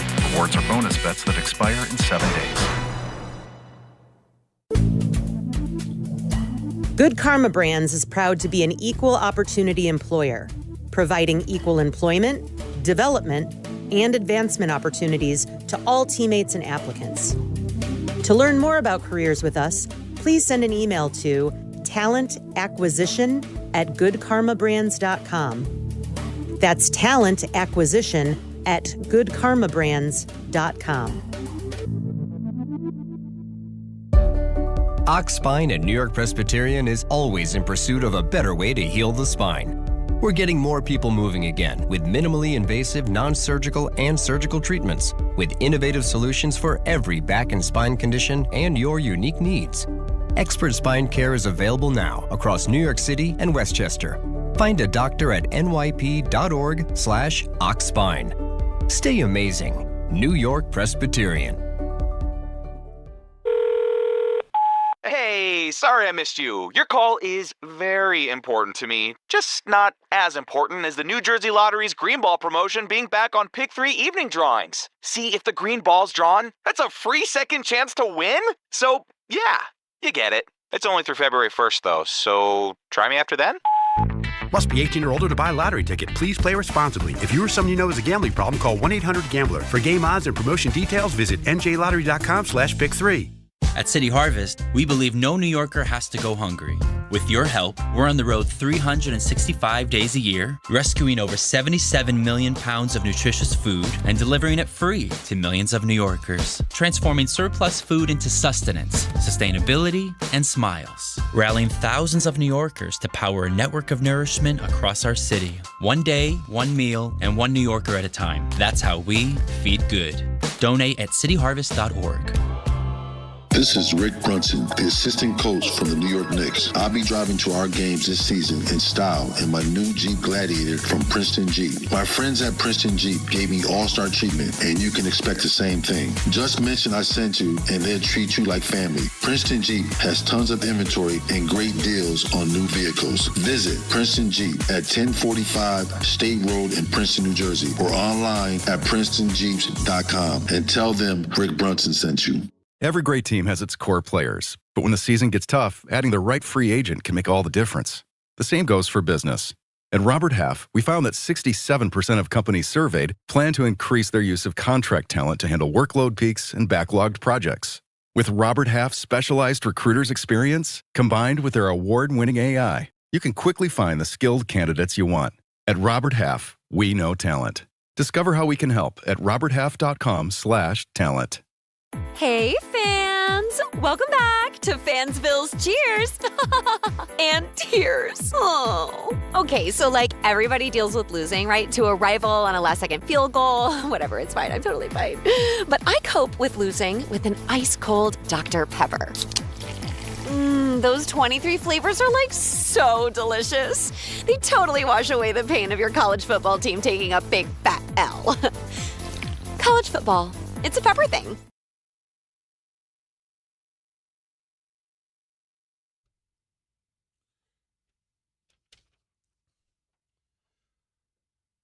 Chat is blowing up over on ESPN New York's YouTube page. Go there, leave your comments. Tsunami calling Bart a troll. Primo Sabe, Bart, you lie. What? Where's the lie? This keeps coming up, and it's so clear that the ultimate downfall in all of this, when you look back, is going to be the Bridges trade. Yes. That's ultimately what it's going to be. And they had a chance to get out of it, and they doubled down on it. Yep. They doubled 5 first-round draft picks they gave up, but then you could have said, you know what? We messed up. We lost our draft picks, but, man, we ain't paying them that money.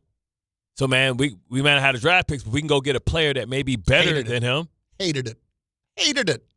It's like I want to prove. Like, one thing I appreciate about Harry Roseman, when he makes a bad trade like Bryce Huff, he get your ass out of there quick. Exactly. Gone in a year. Any mistake that he has made, he moves on from, and we'll immediately fix it. Exactly. And acknowledge it, and not continue to sit on it and wait to see if it'll work out. Do you believe my words or your lying eyes? Like, bro, okay. Game time, brought to you by Tullamore Dew Irish Whiskey, because when it's game time, it's Tully time, 7:30, Knicks, Nets, Madison Square Garden. Coverage begins 7 p.m. This in basketball, I know you don't have must wins. This is you better than win. This is up there. It's right here on 880 ESPN. 9:30, Islanders in Seattle to play the Kraken. Tullamore Dew, the original, triple distilled, triple blended, triple cask matured Irish whiskey. Be sure to grab a Tullamore Dew or try the new Tullamore Dew Honey during today's action. Glasses up to enjoying Tullamore Dew responsibly. Let us get to some audio files, Tom Bauer. The audio file. Tom's here. He is ready to go. Hello, Tom. Hi, Chris. Hi, Bart.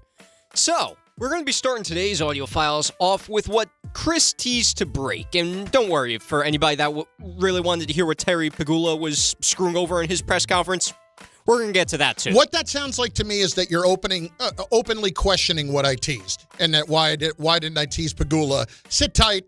Chunky screwed that up. We'll get to it. Well, mainly it's because I need to load in all the Pegula onto the page. Oh, so okay. I'm buying myself an extra You know what? It kind of here. sounded, ironically, it kind of sounded like a GM who was blaming the coach. Yeah. Well, That's what it sounded like. I mean, if I sounded like that, then kudos to me. That's a good job by me. Way to go, Shane. All right, go ahead. All right, so this was Mina Kimes. She was on NFL Live. She talked about Robert Saleh's tenure in New York and how that's looking a lot better now that he's getting the Tennessee job. As far as Saleh, though, just to back up for a second, I do think the further we get from his Jets tenure, the more we see what he did with what he was given, right? From the point he was hired in 2021 until he was fired in week 5 of the 2024 season, that defense was first in yards per play, third in success rate, and since then, well, we've seen the results even before they traded away some of their players. So I do like the idea of him coming in and fixing the defense, because this is a problem on both sides of the ball. His leadership abilities are often raved about by folks around the league, but if he doesn't nail the offensive coordinator hire, nothing will matter, and to me, that's the biggest hire, maybe league-wide right now. Listen, they're going back. Remember back in the day when you were growing up, Chris, Tom, you too young. You probably grew up on Barney. You know what I'm saying? Remember the Super Friends? Sure. The Super Friends come together like Voltron, the 2 former failed cast-out New York coaches coming together in Cashville, baby, to straighten out a great organization, the Tennessee Titans, coming back to prominence in the AFC South. For those who haven't heard it, Diana Rossini reported earlier today from The Athletic that Brian Daboll is not going to be the Eagles' offensive coordinator. He's either going to be the head coach of the Bills or he's going to be the offensive coordinator for Tennessee if he doesn't get the Bills job. I almost wish, though, he would have got the Philadelphia job, so you know how fiery he was and yelling at people on the sidelines. He can direct that smoke towards Kayvon Thibodeau and all those guys, you know what I'm saying? And I had that rivalry, like, oh, y'all want to fire me? I'll make sure y'all ain't going to have no good things. Well, I think for Saleh, I get what Mina's saying. Defensively, there's no arguing with the job that he did. But let's also talk wins and losses, and it didn't happen. And There was plenty of talent, I think, put on the defensive side, which is perhaps the bigger indictment on Aaron Glenn before they traded away Sauce and Quinnen Williams. Well, he made Michael Carter a household name. He developed Bryce Huff. Yep. So he had players that he developed that wasn't household names that he, Sherwood developed underneath his tutelage. Quincy Williams, a failed linebacker in Jacksonville, flourished underneath his system. He lost 2 all-pro players early this season with Warner and with Bosa, and they were still in the divisional round. That's absurd. And it's not because they had a superstar quarterback. Correct. He did a fantastic Mac job. Jones.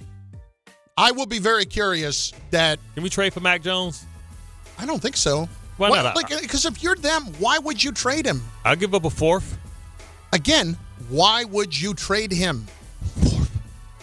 Purdy keeps getting hurt. That's fine. A 4th-round pick doesn't mean jack squat to me if Purdy gets hurt and I have Mac Jones on another team. I'm sorry. Did Mac Jones play well? Yes, he did. Yes. I'm sorry. Isn't this the coaching staff that just plug in Jimmy G, plug in Brock Purdy, plug in anybody, and they're going to play well? I'm saying for this year. They can go get Gardner Minshew and get the same productivity. Yeah. Now, I think we give them a lot of credit, but they also have to have some ability to work with, too. Some. That's great. It's not going to happen. Okay. Next year's 3rd. It's not going to happen. Next year's 2.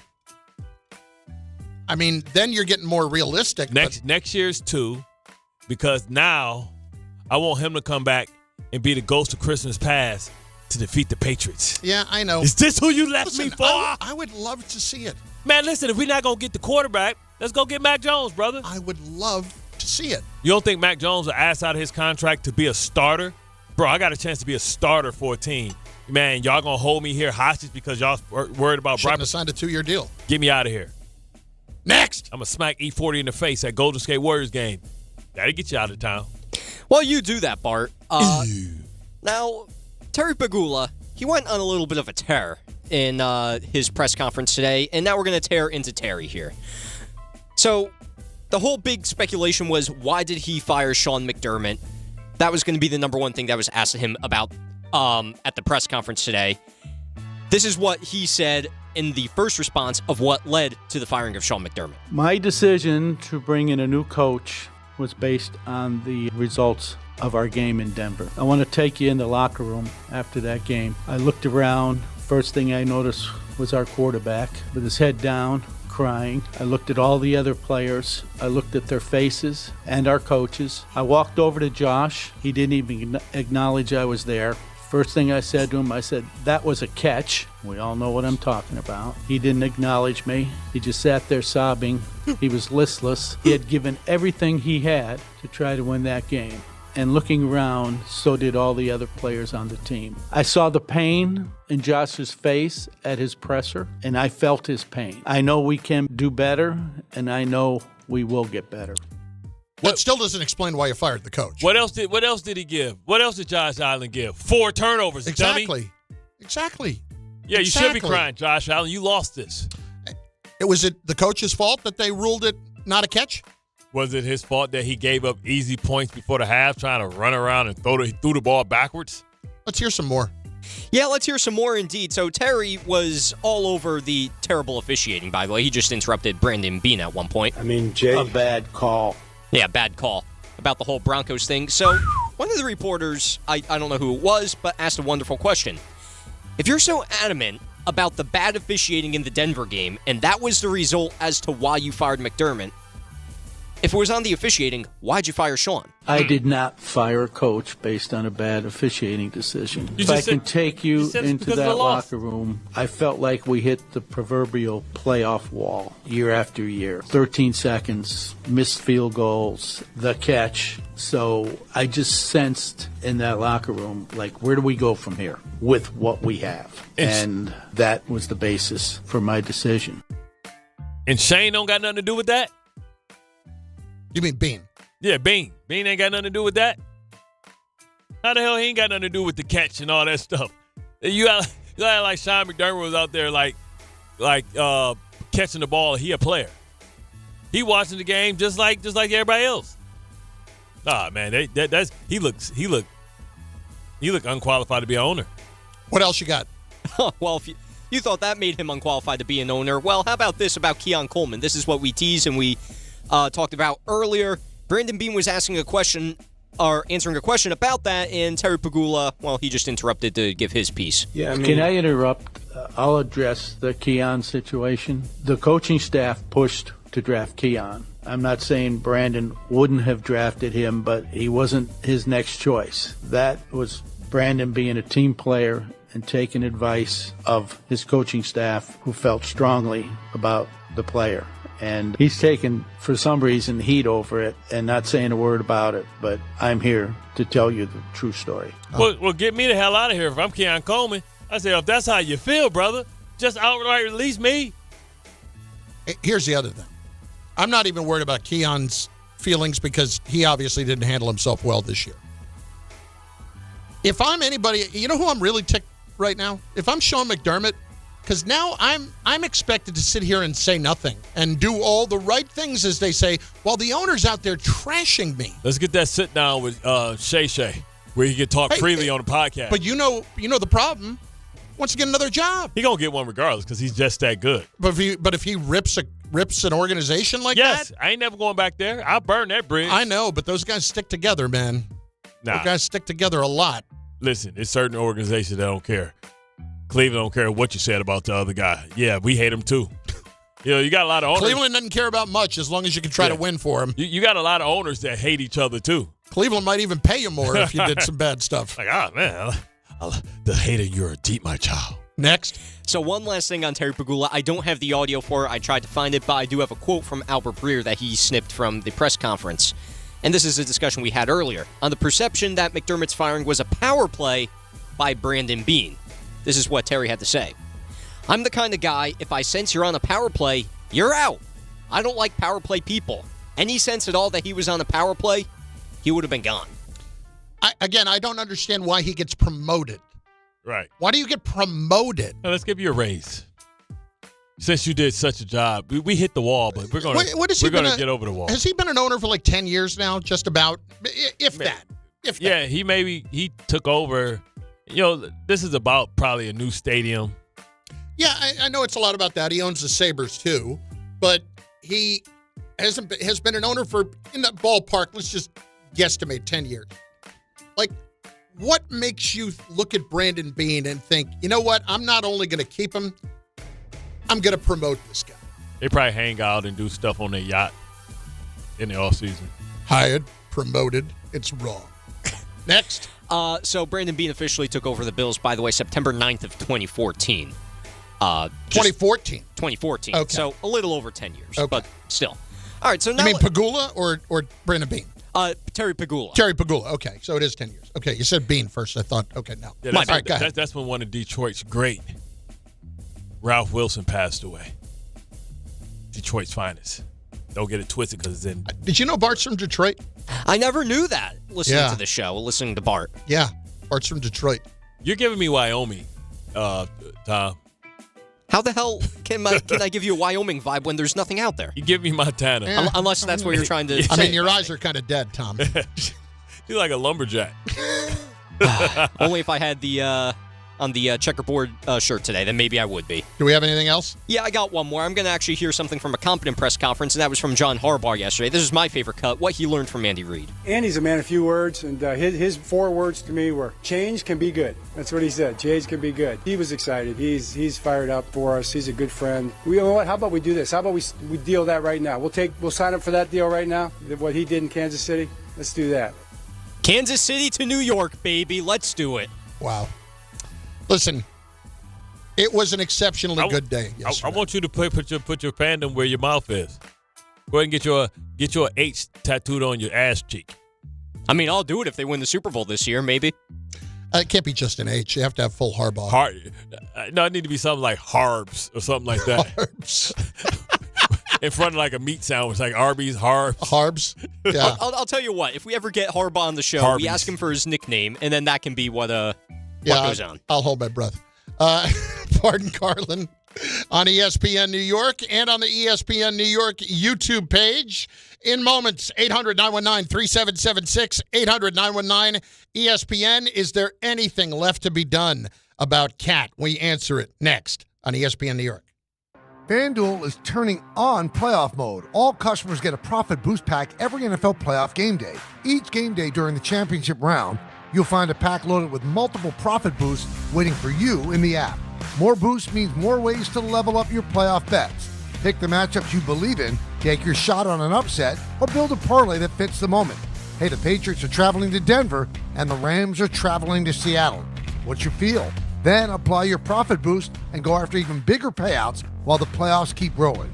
So visit FanDuel.com/local and grab your profit boost pack every NFL playoff game day. 21 plus and physically present in New York. Opt-in required. Bonus issued as non-withdrawable profit boost tokens. Restrictions apply, including any token expiration and max wager amount.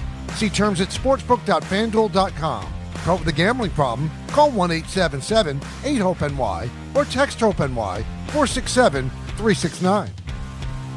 If you've been injured in an accident that wasn't your fault, then you need a lawyer who knows New York's unique personal injury and workers' compensation laws. At the Parisman Firm, they have decades of experience handling all types of accident cases and a proven track record of delivering huge results. Their team has already recovered nearly $1 billion for injured New Yorkers. From construction to car accidents and slips and falls, they've got you covered. Call the Parisman Firm now at 718-WORKERS, where your case is their cause. Get the justice you deserve today. There are a lot of reasons why people buy at Ramsey Mazda. It's their selection, it's their customer service, and it's their savings. Lease a new 2025 Mazda CX-30 2.5S all-wheel drive for $189 for 33 months. Start shopping now at RamseyMazda.com. Choose wisely, choose Ramsey Mazda. Call 833-853-2970 for details. VIN SM844-681, MSRP $29,075. Zero security deposit ends 2/2/26. Presented by Robinhood. He crosses, spins, pulls up. With Robinhood Prediction Markets, buy or sell your predictions all game long. No house odds, just you versus the market. Put your sports IQ to work. Trade every shot, block, steal, run, and moment that shifts the game. With Robinhood Prediction Markets, trade every play. Visit Robinhood.com/predict to start trading. Futures and cleared swaps trading involves significant risk and is not appropriate for everyone. Event contracts are offered by Robinhood Derivatives LLC, a registered futures commission merchant and swap firm. Knicks fans, it's time for basketball, and the action starts tonight at Crompton Ale House with Team ESPN New York and Ultra. Whether you need a pregame spot or you're looking for the right Knicks bar to watch the game versus the Nets, Crompton Ale House is your destination. The party tips off at 7 p.m., and Team ESPN will be giving away ESPN, Ultra, and Knicks prizes. Join fellow Knicks fans tonight at 159 West 26th Street. Cheer on your Knicks, enjoy Ultra draft and bottle specials, and cool prizes all game long at Crompton Ale House. Benjamin Franklin, sir, I've just received news. Speak. They're multiplying you. Multiplying me? Yes, many times. Multiple Benjamins? Shall I stop it? No. Multiply your Benjamins with New York Lottery's Extra Multiplier Scratch-Off games. Play for the chance to multiply your winnings up to 100 times. Prizes up to $3 million. I've won! I've multiplied myself! We won! Please play responsibly. Must be 18 plus. Gambling problem? Call 1-877-8-HOPE-NY or text HOPE-NY. My name is Whitney Allen. I am a widow. My husband, Ryan, died. We never thought in a million years we'd have to use life insurance. The unexpected happened. With Ethos, it is so fast and easy. It's 100% online. You can get a quote in seconds, apply in minutes, and get same-day coverage. No medical exams, and you can get up to $3 million worth of coverage through Ethos. Get your free quote at ethos.com/game. That's ETHOS.com/game. Time spent on application may vary. Online health questions required. Okay, I have to tell you, I was just looking on eBay where I go for all kinds of things I love, and there it was. That hologram trading card. One of the rarest, the last one I needed for my set. Shiny like the designer handbag of my dreams. One of a kind. eBay had it, and now everyone's asking, ooh, where'd you get your windshield wipers? eBay has all the parts that fit my car. No more annoying. Just beautiful. Millions of finds, each with a story. eBay. Things people love. in the city that never sleeps and never stops talking sports. ESPN New York is always on. Now you can live and breathe everything New York sports wherever you are. On your radio dial, on the ESPN New York app, and streaming live on YouTube. However you watch or listen, ESPN New York is always on for you. Hear us, stream us, watch us. This is ESPN New York.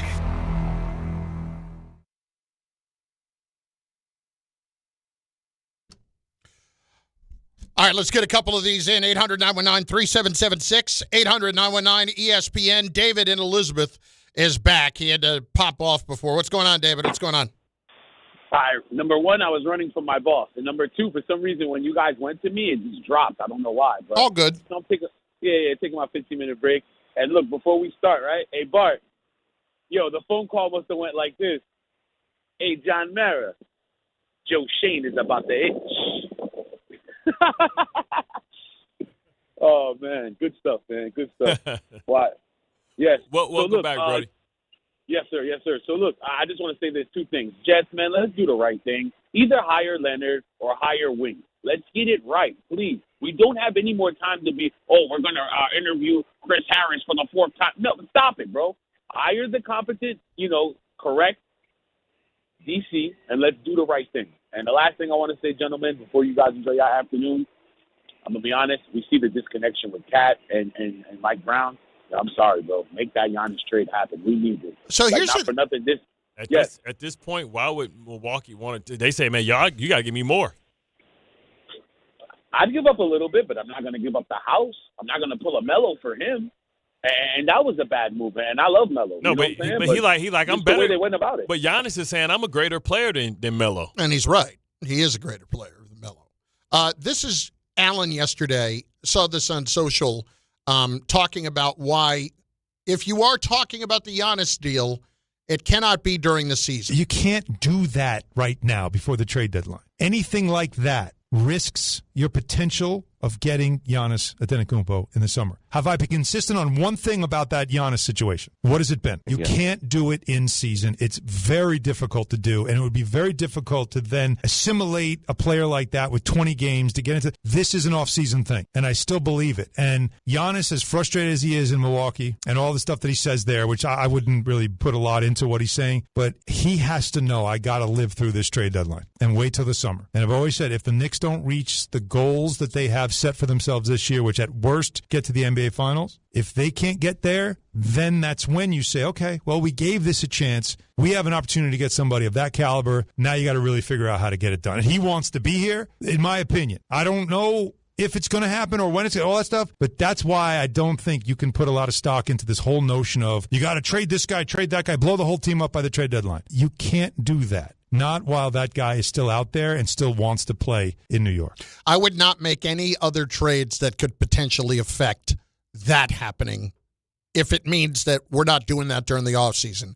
And what he's saying about you can't do it during the year because there's only 20 games to assimilate. I mean, I get that, but if I trade for Giannis right now, to me, the sooner that he's on the team, the better. I'm not talking about necessarily winning a championship this year if you make the trade for Giannis, but I'm talking about winning a championship in the next couple of years, and I would have argued that I can't win one this year. Is there any part of you right now that thinks what the owner said a couple of weeks ago, which, by the way, team has won or lost 9 of 11 since he said it, that it's going to the finals or bust for the Knicks, and winning a championship right now basically is it. Like, I don't think the Knicks are going to the finals right now. No chance they do. I mean, they may be trying to sell it to themselves that, hey, we're just going through a rough patch. Everybody's going to go through a rough patch, right? The Pistons went through a little rough patch as well early on where they lost like maybe 4 or 5. And, those are the rigors of the season. But, the issue is probably the league has adjusted to the adjustment for the Knicks under Mike Brown and the new system, the fast tempo, get the ball into the lane and kick it out, and they have to adjust back. Gilberto's in the truck. Gilberto, what's up, Bubba? What's up, Carlin, Bart? What's up, guys? What up? What up? Not for nothing, Bart, man. Get his ass out of here, man. I'm sorry. to even put it that way. You the same man? Agree with Carlin. I agree with Carlin 100%, man. Get the dude out of here. Even if we don't win. Let me ask you something, Bart. Let's go back to you and Ty Butler going back and forth. Didn't you tell him just that? Didn't you tell him you're overrating your team? I said it too, and Ty got mad at me.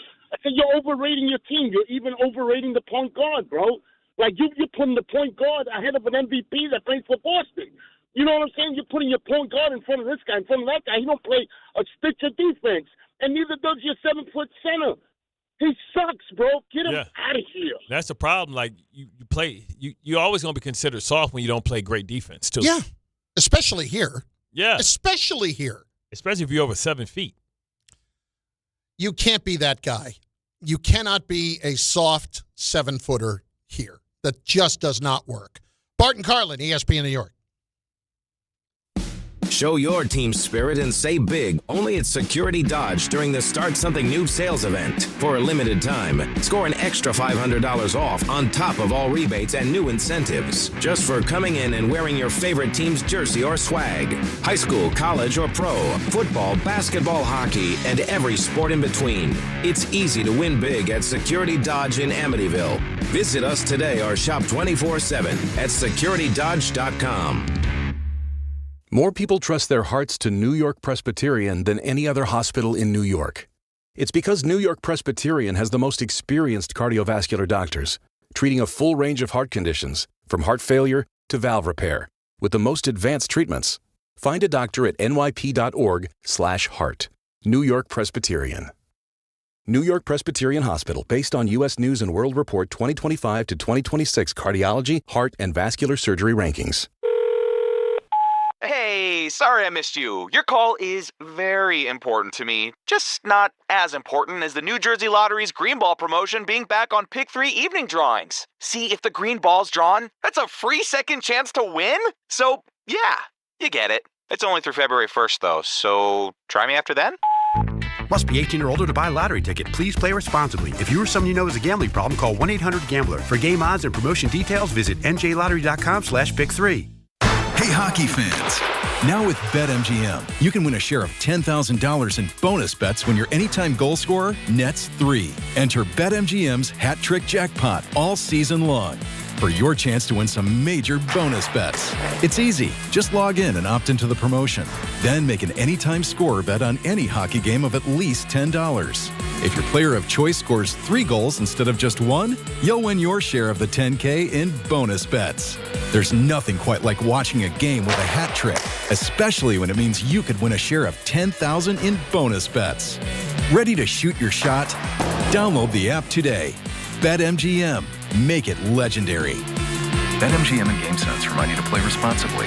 Gambling problem? Call 1-800-GAMBLER. See BetMGM.com for terms. 21 plus only. New Jersey only. Existing customer offer. Subject to eligibility requirements. Rewards are bonus bets that expire in 7 days. At Uline, they know firsthand the road to success is an uphill climb. Uline started in the family basement, and through hard work is now North America's most trusted shipping and industrial supplier. They get what it means to have the support of reliable, hardworking partners. So they keep 41,000 items ready to ship. Whether your company is still in a basement office or expanding cross-country, Uline will be there on your road to success. Visit uline.com. We all hear the radio ads about the IRS. They tell you to be afraid, to be scared, and they try to frighten you into calling. I'm not here to do that. Tax Relief Advocates is different. TRA is here to tell you that if you owe money to the IRS, whether it's $5,000, $50,000, or $500,000, we have a solution. It doesn't matter if you're sitting in your car, at work, or with your kids. No matter where you are, call now. 800-575-6759. Don't lose hope. TRA can eliminate or reduce what you owe to the IRS. Generous programs are now available that can give you a fresh start. Our passion is taxes and helping individuals fix their IRS problems. We have over 1,000 5-star reviews on Google and an A+ with the Better Business Bureau. You don't need to be afraid of the IRS any longer. End your tax nightmare today by visiting us online at TRA.com or call 800-575-6759. That's 800-575-6759. Tax Tax Relief Advocates. Real solutions for real people. 880 ESPN, WHSQ, and WCBS-FM HD2, New York. A Good Karma Brands radio station. Bart Scott. What the hell? Chris Carlin. Take a hike. We're good. This is Bart and Carlin. Buckle your chin strap. We about to bang. On ESPN New York and streaming live on YouTube. I'm trying to hit the button and it won't go on. Fat fingers. Bart and Carlin. ESPN New York. Noon. Wednesday. 800-919-3776. 800-919-ESPN. Also on the ESPN New York YouTube page, which you should be checking out and watching the show and smashing the like button and subscribing to the channel because it's really better visually. That's all there is to it. It's also noon. So what does that mean? It's the power hour.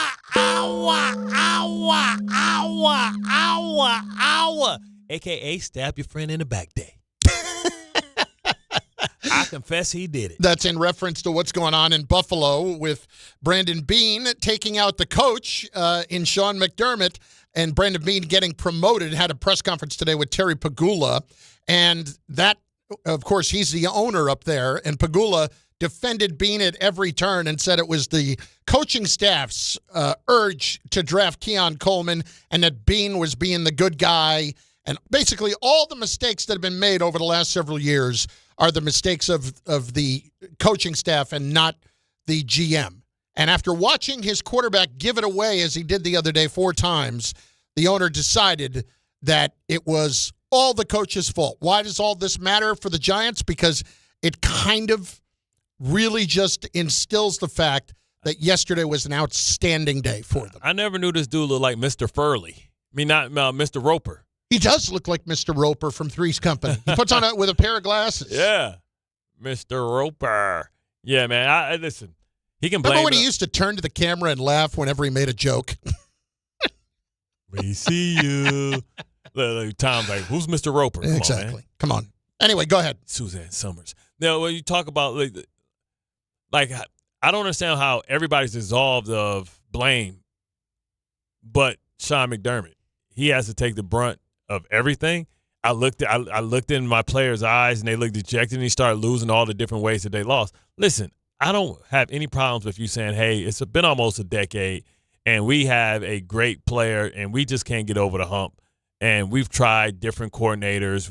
You got rid of Leslie Frazier. The defense was outstanding when Leslie Frazier was the coordinator, but it seemed like him and Sean McDermott had a falling out, and that defense has been downhill ever since Leslie Frazier left.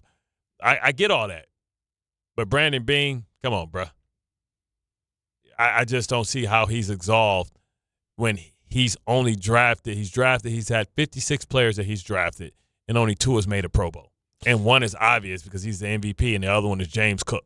Yeah, well, listen, and how that ties into the Giants is you look at Joe Shane, who we learned from, Brandon Beane, and you look at how it went down with Daboll, and it was very clear that there was some chatter going on behind the scenes of, we actually are not in a bad spot in terms of our roster, but maybe the coach is the problem in all of this. Mm-hmm. And now you have a coach coming in who made sure that you were establishing exactly what the chain of command was going to be.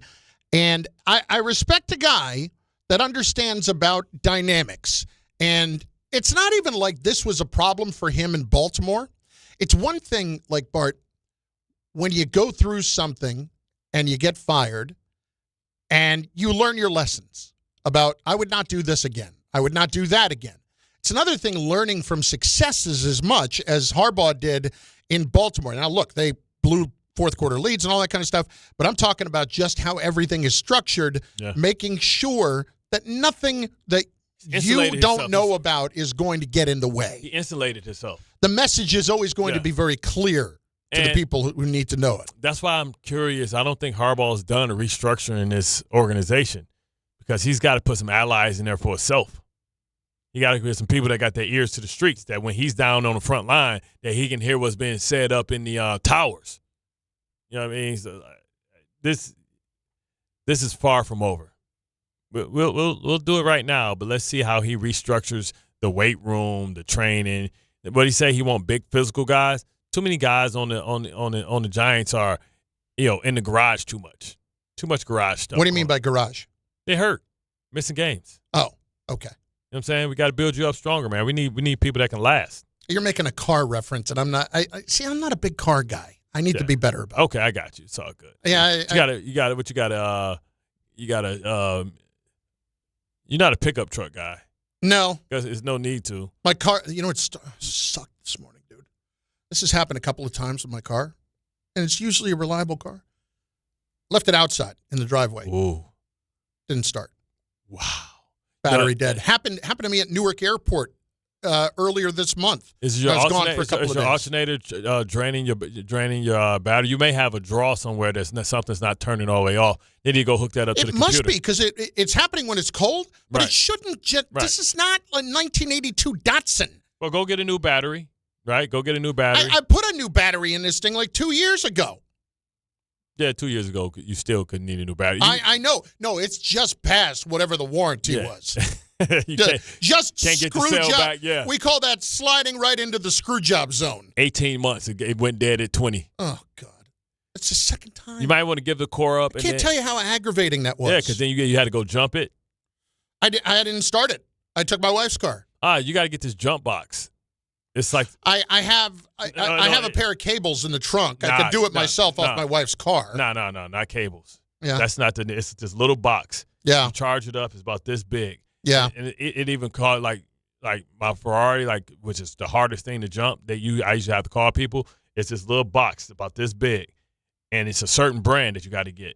And you put that thing on because all my car people, that work and they come out and jump it. The guy that came and jumped it when I couldn't start it up with using another car, he came with that jump box. He's like, man, you need one of these. Boom, jumped it right up. I used to have a Crankenstein, but that didn't work anymore. It's this new one. Well, it's only about this big, and you always keep. You should get one for your wife too, in case you leave her lights on. I'm more likely to put it in her car than mine, but if I can get two of them. But you get two. It's okay. not. It's like how expensive are they? $200.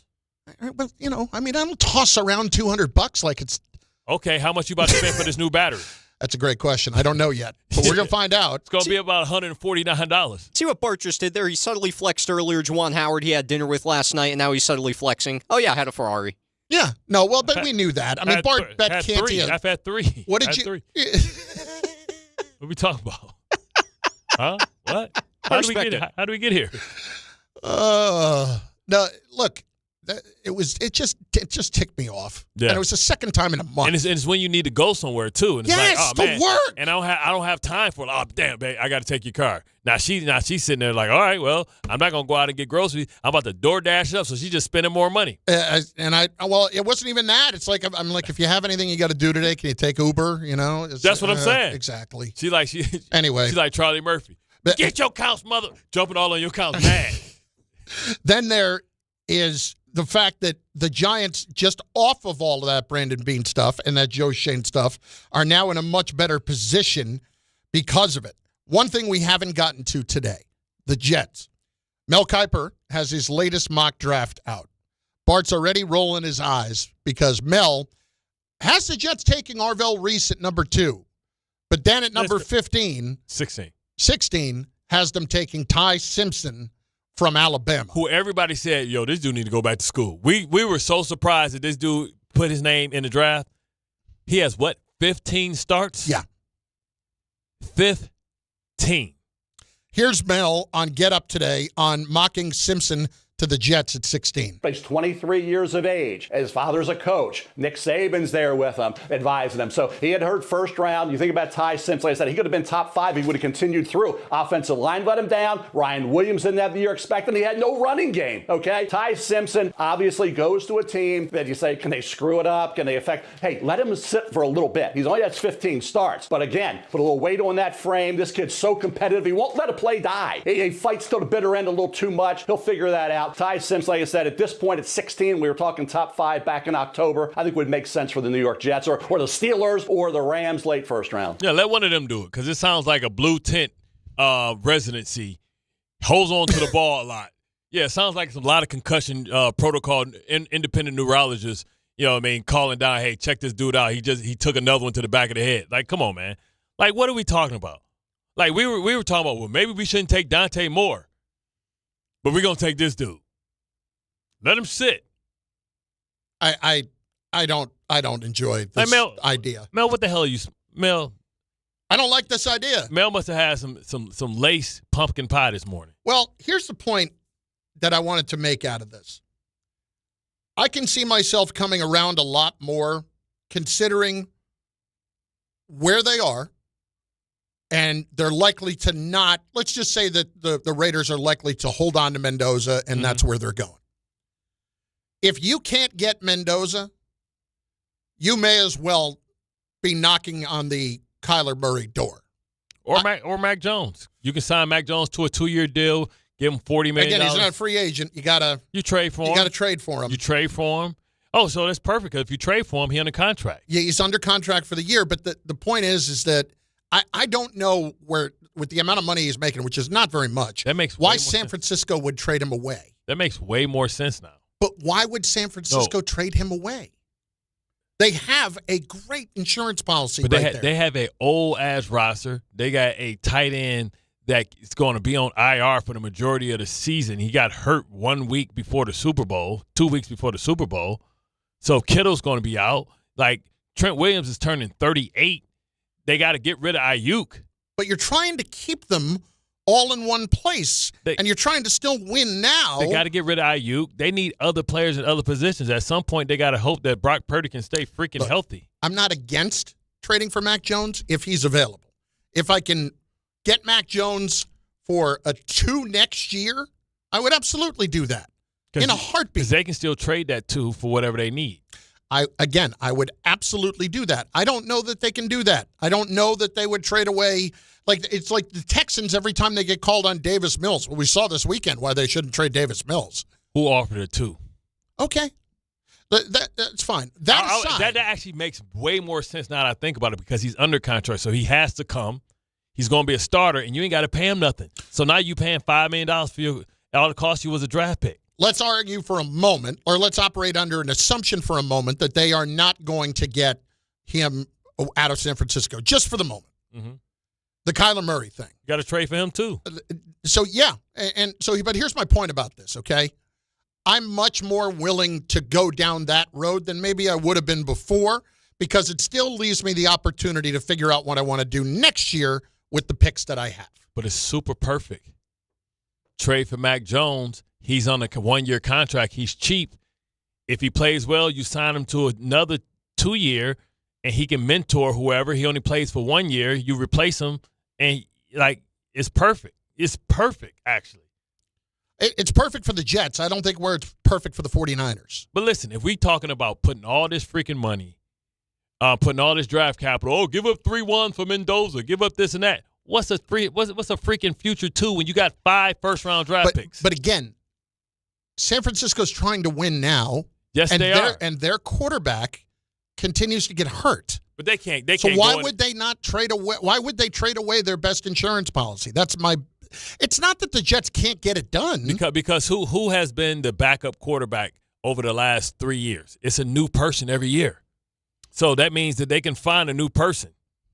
They find one every freaking year. Yeah. Well, I mean, the guy that they had, Jimmy G, they obviously had Jones this year, and Trey Lance was the guy a few years ago. And they had Sam Darnold. And Sam Darnold. Okay. So they find one every year. So you can tell you they can't find another dude. So the next guy that it didn't. So they'll go and sign Tua. That's what they'll do. Dolphins will cut Tua and they'll go sign Tua. My point. Or they'll sign Malik Willis or somebody like that. My point. Okay. Maybe. So they're like, well.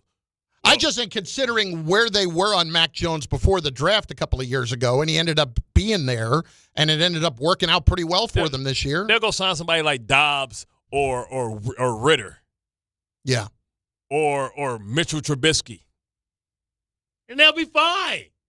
This is Kyle Shanahan. Okay. All right. My point is just simply this. I'm not against really investigating anything else as opposed to drafting somebody like Ty Simpson. I don't need to draft somebody that even if Mel's saying you got to sit him for a while, I don't want to draft that guy. You still haven't told me who's playing in front of him, right? Who's playing this year? My point. Yeah. That's why you got to go get Mac Jones regardless. I wouldn't have a problem with it if they can make that happen. I wouldn't have a problem with it at all. Little chip on his shoulder. Then now you getting a weapon for him. Now if you go get Breece Hall in the offensive line that we got, Mac Jones, and you have Garrett Wilson coming back, Adonai Mitchell, and you go sign Isaiah Likely in free agency. Come on, man. What's up, Patriots? Let's do it. Sideline to sideline. Can't stop nobody. It's going to happen. This is Sideline to Sideline. Go. With Bart and Carlin. Every Monday, Wednesday, Friday, Sideline to Sideline, 12:15. Tom Bauer. Those are some good notes right there. No, it wasn't. I think they were good. Freaking saved my life. Oh, well. At any rate. DJ saved my life with a song. Here's the difference. That was better. See, here's the difference. I know I can't. Maybe somebody else doesn't quite know that. No, I'm saying that was a good song. You ain't never heard that song? No. The DJ saved my life with a song. I know it. And I'm saying you can't sing. Oh, no. Absolutely not. But it doesn't mean you won't. I am above. Listen, I am a phenomenal hummer. I don't know that I'd say that out loud, but that's okay. Next. Tom, go ahead. We'll work on all those skills as the show progresses. So we talked about the Jets' plans. Will we? I don't think we will. Hey, man, listen, it's the offseason. You never know what could happen. It's the offseason, man. We got to be creative. Next. All right, so we know what Mel said about the Jets with Arvell Reese at number 2, Ty Simpson at number 16. He also had the Giants, of course, making a pick in this draft. Number 5, they've got Carnell Tate, the wide receiver out of Ohio State, choosing wide receiving instead of defense. Thoughts on that? They got enough defense if they get a good defensive coordinator. Remember what we thought about this defense last year. Now, remember, they still have free agency. So they can go get a guy in free agency. They can trade for a Marlon Humphreys or trade for one of those guys over there in Baltimore. I'm sure he's going to try and bring and entice some of those guys over there if they're free agents to come over here and help build that culture and that accountability and that leadership inside the locker room. I personally, I know people are very high on Tate. Yeah. That was almost not great. Yeah. I was picking up what you was saying. Yeah. Tate. Tate. T-A-T-E. What's like the cookie? Not like Schlitzler. No, not like Cam Schlittler. Tate. Wow. This is really not going great. You put yourself in a rock and a hard place here. You're not making it any better by saying things like that. You're not. I don't know that Carnell Tate, I don't know that he's a number 1, and I know you've got Malik Neighbors. I think it'd be good to be paired there. I don't think he's Garrett Wilson. I don't think he's some of the other guys, and obviously not even the best receiver on that team. He's being your number 2, though. You draft him to be Devontae Smith. Is he Chris Olave? No. I mean, Chris Olave is damn near Garrett Wilson. Yeah. What are we talking about? When healthy. Yeah. He's right there. He had a phenomenal season this year. I will say, though. His rookie season was phenomenal, too. You look at the Ohio State receivers, like you can point at other places and positions at Ohio State that haven't worked out. Quarterback. Receiver hadn't been one of them. Quarterback. And that's Brian Hartline. Yeah. And he's now gone. He's the head coach at South Florida now. But still, it's a pretty good point to make when you're talking about the receivers, and that's a school that has produced some pretty darn good ones lately. Next. See what else I can screw up here. Yeah, hopefully not much more. Brian Daboll, of course, the former head coach of the New York Giants. He's got an interview set up, the Bills, have requested to interview Brian Daboll for their head coaching position. Other candidates, just real quickly, this from Ian Rappaport, Joe Brady, Grant Udinski. I definitely screwed that up. No, it's Udinski. Udinski. Yeah. Okay, good. Anthony Lynn, Anthony Weaver, and Lou Anarumo. Come on, man. Anthony Lynn. Are we doing the black thing again? Anthony Lynn was like the Rooney Rule. He was going everywhere for a while. Now, I love A-Leezy. You know what I'm saying? But I hope they're not using him. They were doing that with Pep Hamilton, too. Remember him? Yeah, it was like, come on, coordinator? Man. He interviewed 18 jobs, they don't got a chance in none of them. The person get hired the next day. Anthony Weaver, though, I think he got a second interview in Pittsburgh. And Baltimore. And Baltimore, too, yeah. I mean, he's got a chance at one of these jobs. Yeah. Anyway, go ahead. Yeah, Weaver getting his shot with the Steelers tomorrow. More on the Steelers in a second. More on Brian Daboll from Diana Rossini. Sources told her if he doesn't get the Bills job, which would be his number one choice, he's likely going to wind up as Robert Saleh's offensive coordinator down in Tennessee. I didn't even know they were boys. I didn't either. Maybe they got to know each other a little bit here. I don't know. But at the same time, with Saleh and him in Tennessee, I think that's a good... Cam Ward. He must be he obviously... They liked Cam Ward last year. So, he's obviously pretty high on that. But I also think it's interesting that he was the Eagles guy. First off, McDaniel was the Eagles guy. Then he wasn't, as he took the Chargers job late last night. And then Daboll was the Eagles guy, and then he's out. And he's taken somewhere else. Who's going to be the Eagles' offensive coordinator? And Diana kind of indicated yesterday on WIP in Philly that maybe it's not that great of a job anymore. Just because there's so much drama. So much pressure, too. I don't know that she said this part, but she kind of indicated it wasn't a great job. I didn't hear the reason why. This is me speculating here.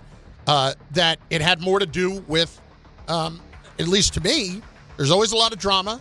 And it doesn't feel like Nick Sirianni is on the most secure of ground if they had a bad year this year. And if they have a bad year, chances are it's going to be because the offense wasn't very good. So, anyway, next. Well, you already mentioned it, so I might as well just say it again. Mike McDaniel, he's a Chargers offensive coordinator now. He interviewed for multiple head coaching and offensive coordinator positions since the Dolphins fired him.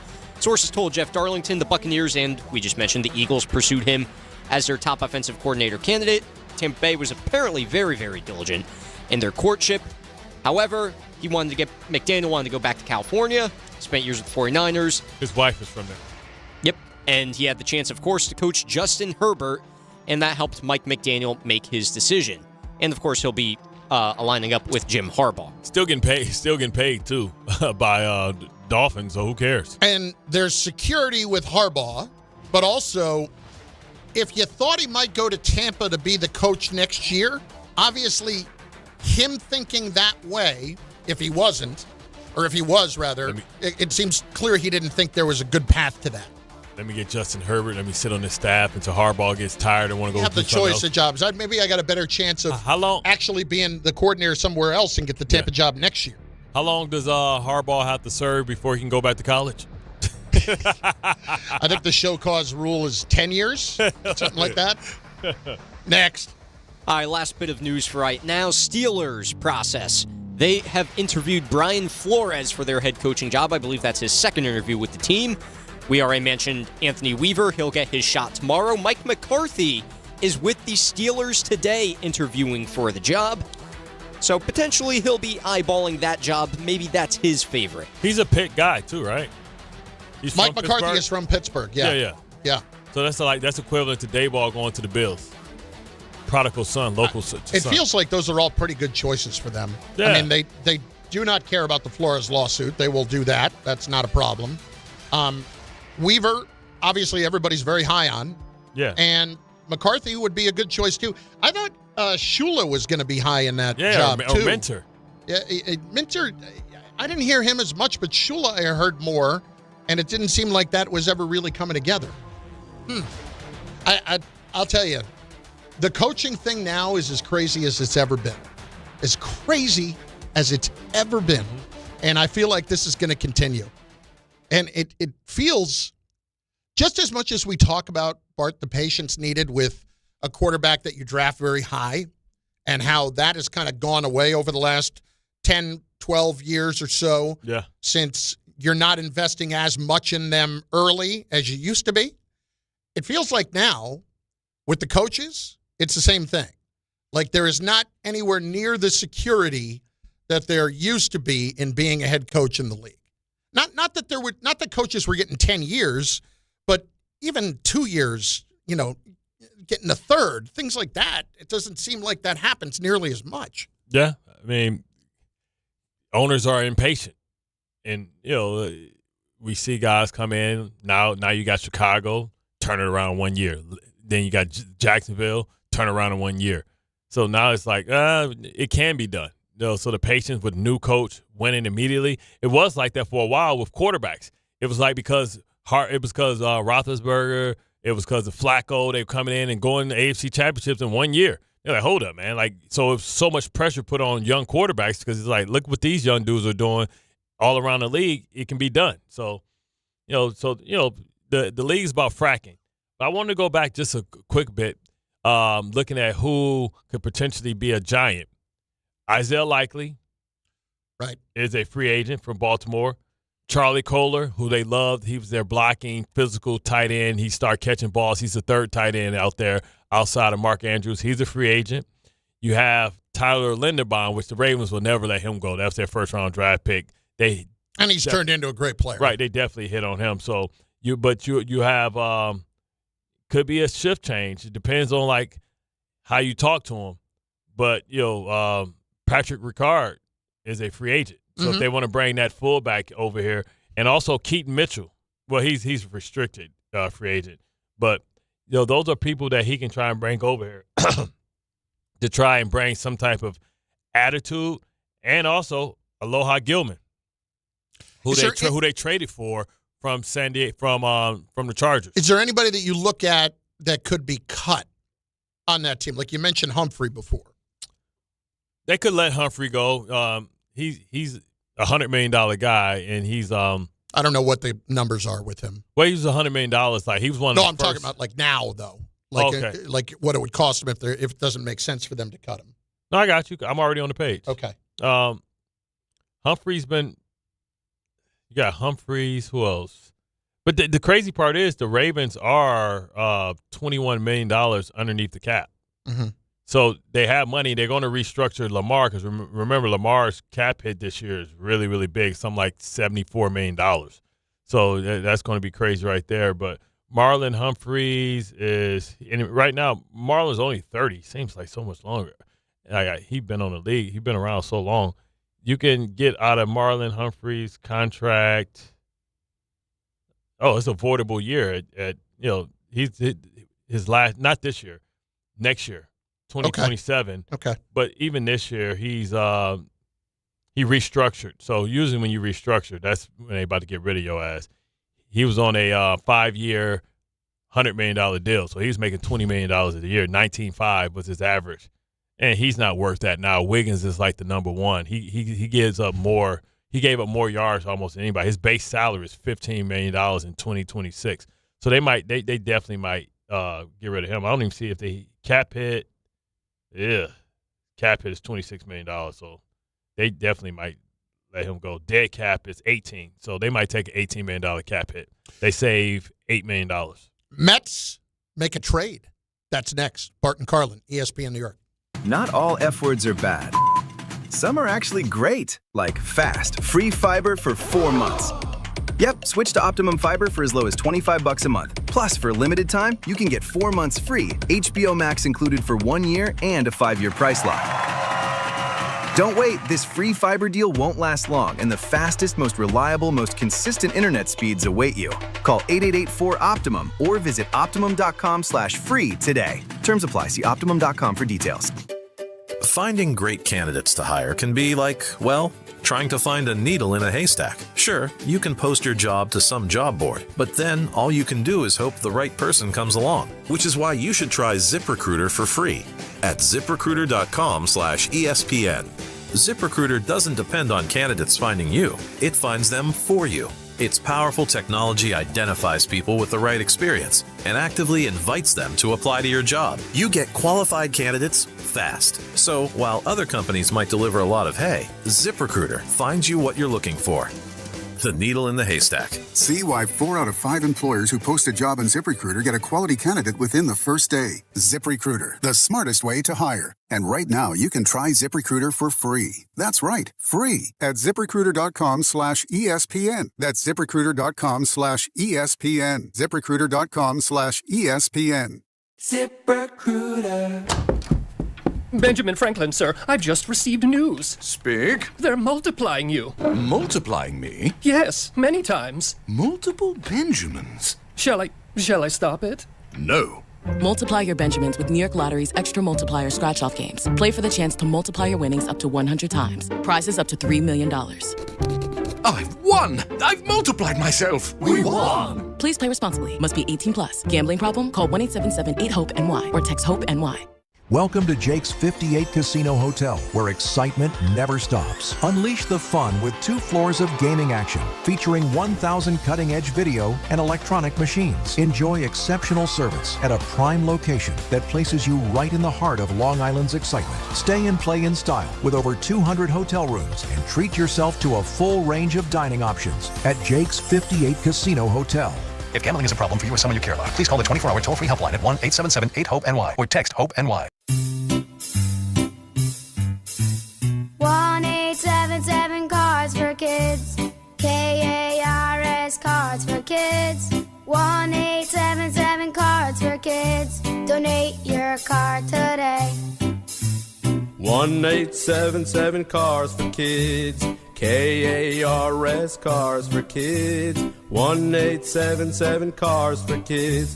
Donate your car today. Ready to get rid of that old car? Donate it to Cars for Kids. Call 1-877-CARS-FOR-KIDS to reach a friendly live agent. Donation's super easy, and your car can be picked up as soon as tomorrow. Call us now, 1-877-CARS-FOR-KIDS. That's Cars with a K to donate your car today. 1-877 Cars for Kids. Donate your car today. Did you know you can donate real estate too? Go to carsforkids.org. That's carsforkids.org. Knicks fans, it's time for basketball, and the action starts tonight at Crompton Ale House with Team ESPN New York and Ultra. Whether you need a pregame spot or you're looking for the right Knicks bar to watch the game versus the Nets, Crompton Ale House is your destination. The party tips off at 7 p.m., and Team ESPN will be giving away ESPN, Ultra, and Knicks prizes. Join fellow Knicks fans tonight at 159 West 26th Street. Cheer on your Knicks, enjoy Ultra draft and bottle specials, and cool prizes all game long at Crompton Ale House.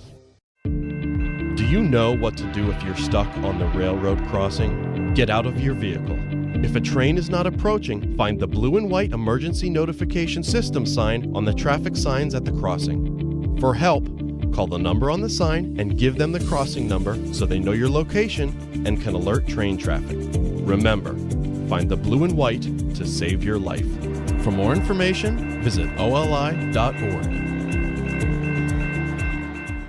Rich Eisen here. Hiring for your small business can feel like a full-time job, but LinkedIn Jobs AI Assistant takes the heavy lifting out of it. It filters applicants based on the criteria you set and suggests 25 great fit candidates daily so you can invite them to apply and keep things moving. Hire right the first time. Post your job for free at linkedin.com/Eisen, then promote it to use LinkedIn Jobs' new AI Assistant, making it easier and faster to find top candidates. That's linkedin.com/Eisen to post your job for free. Terms and conditions apply. Then promote it to use LinkedIn Jobs' new AI Assistant, making it easier and faster to find top candidates. That's linkedin.com/Eisen to post your job for free. Terms and conditions apply.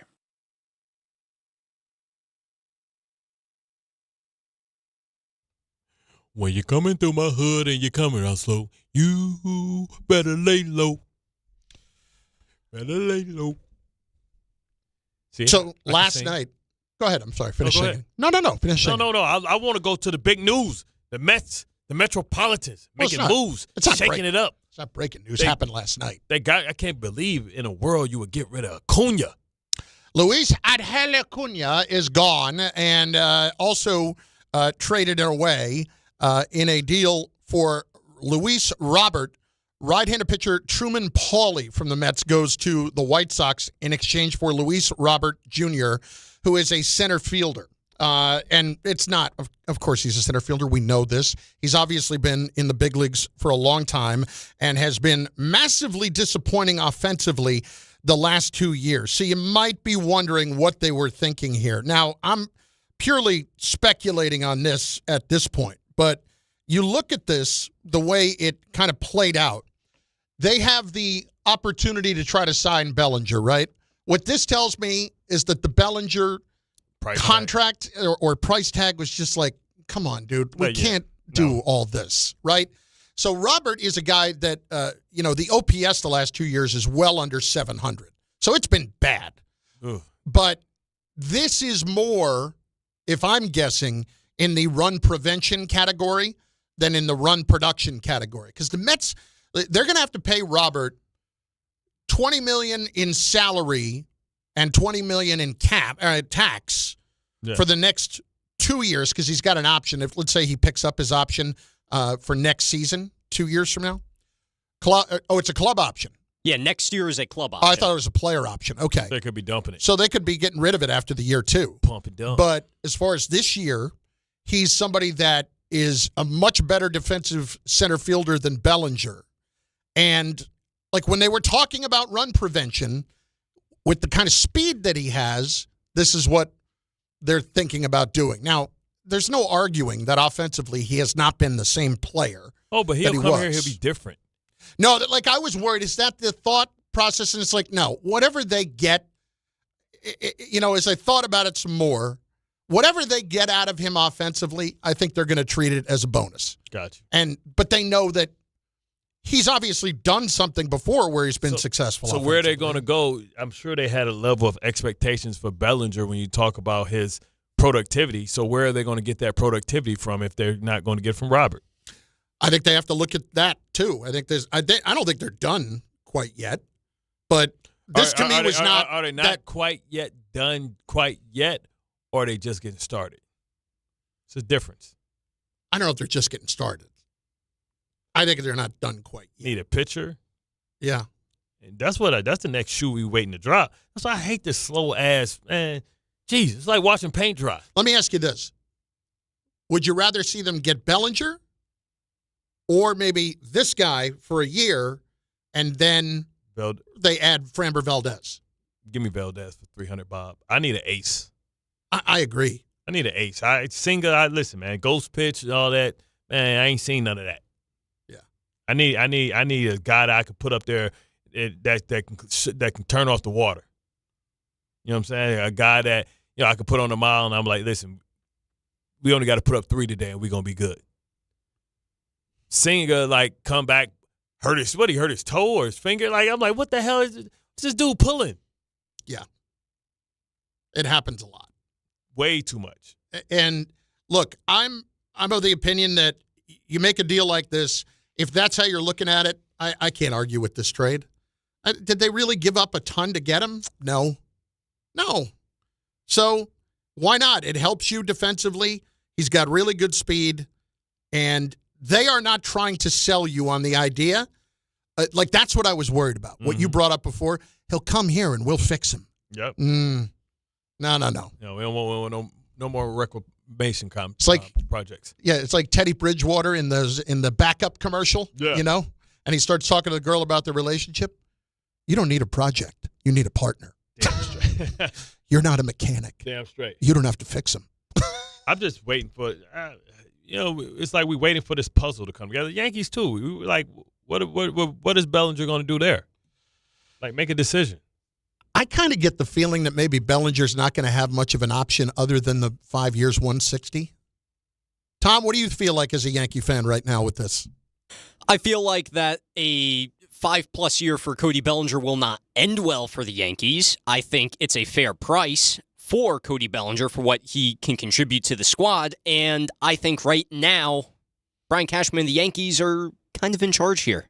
I think what you just alluded to, in terms of they might not have another choice. Yeah, that could be true. Unless, the Blue Jays sweep in at the last second, then you have yourself a problem. Now, if the Blue Jays are going to come in and overpay Bellinger, now, I heard Michael talk about this yesterday, that it obviously changes the way that you look at the AL East. At least to me, until Cole comes back. So that changes everything if they're still right there and around and with them.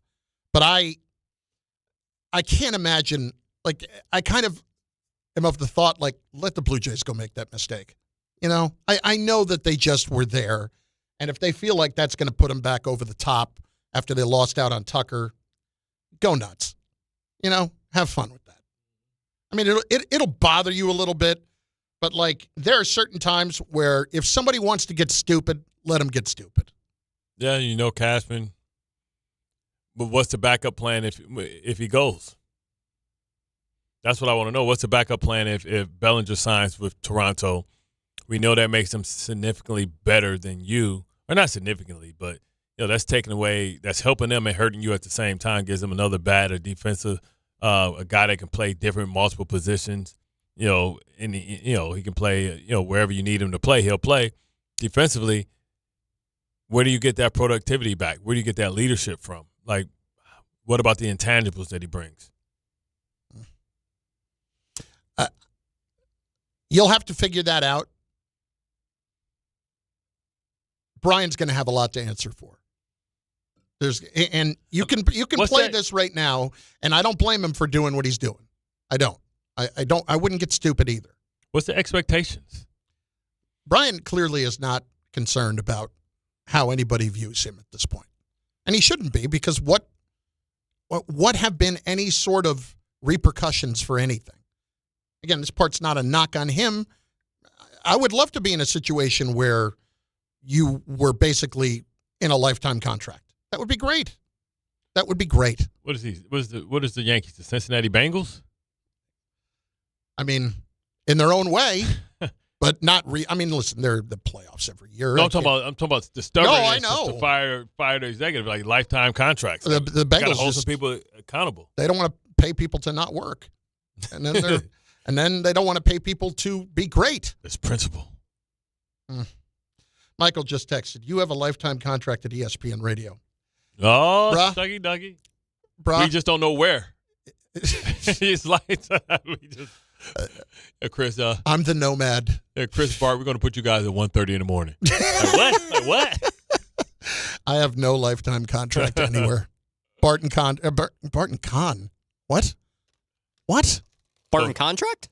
Barton contract.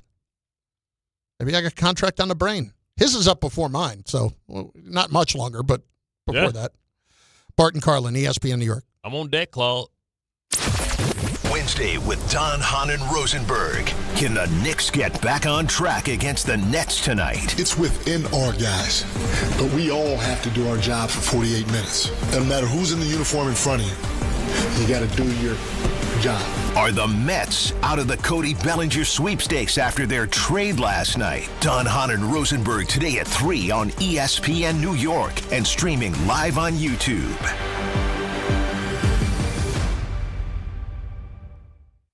FanDuel is turning on playoff mode. All customers get a profit boost pack every NFL playoff game day. Each game day during the championship round, you'll find a pack loaded with multiple profit boosts waiting for you in the app. More boosts means more ways to level up your playoff bets. Pick the matchups you believe in, take your shot on an upset, or build a parlay that fits the moment. Hey, the Patriots are traveling to Denver, and the Rams are traveling to Seattle. What's your feel? Then apply your profit boost and go after even bigger payouts while the playoffs keep rolling. So visit FanDuel.com/local and grab your profit boost pack every NFL playoff game day. 21 plus and physically present in New York. Opt-in required. Bonus issued as non-withdrawable profit boost tokens. Restrictions apply, including any token expiration and max wager amount. See terms at sportsbook.fanduel.com. Caught with a gambling problem? Call 1-877-8-HOPE-NY or text HOPE-NY 467-369.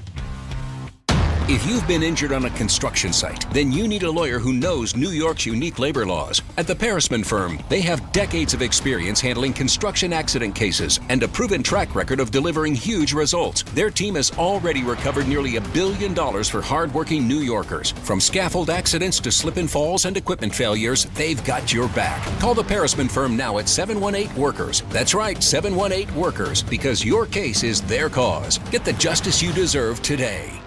At Uline, the prevailing opinion is, if you don't live it, you don't believe it. The people at Uline believe in hard work, and they live it by being there 24/7 to answer your call, having 41,000 items in stock, and offering same-day shipping from 12 locations across North America. Business owners, sellers, buyers, shippers, and packers believe it. Uline is the hard-working, dependable source for your shipping and industrial supplies. Visit uline.com. At City Harvest, we believe no New Yorker has to go hungry. With your help, we're on the road 365 days a year, rescuing over 77 million pounds of nutritious food and delivering it free to millions of New Yorkers, transforming surplus food into sustenance, sustainability, and smiles, rallying thousands of New Yorkers to power a network of nourishment across our city. One day, one meal, and one New Yorker at a time. That's how we feed good. Donate at cityharvest.org. Make cancer screening a part of your annual healthcare routine. New York Presbyterian offers a full range of cancer screenings, including lung, cervical, prostate, colorectal, breast, and more. Regular cancer screenings could save your life by detecting cancer at its earliest, most treatable stages. Screenings are available across New York City and Westchester. Learn more at nyp.org/cancer screening. Stay amazing. New York Presbyterian.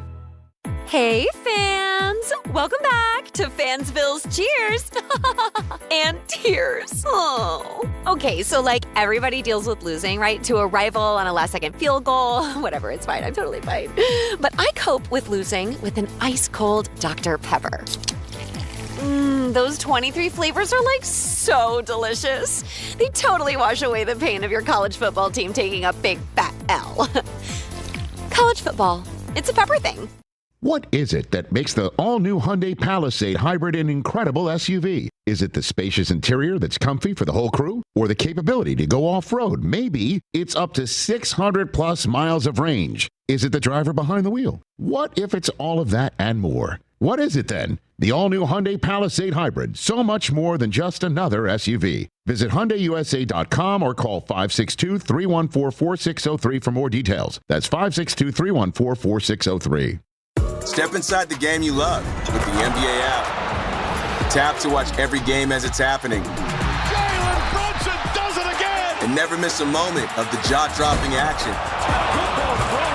Get closer to the players than anywhere else. Follow the latest schedules, scores, and stats. Keep up with every story from across the league.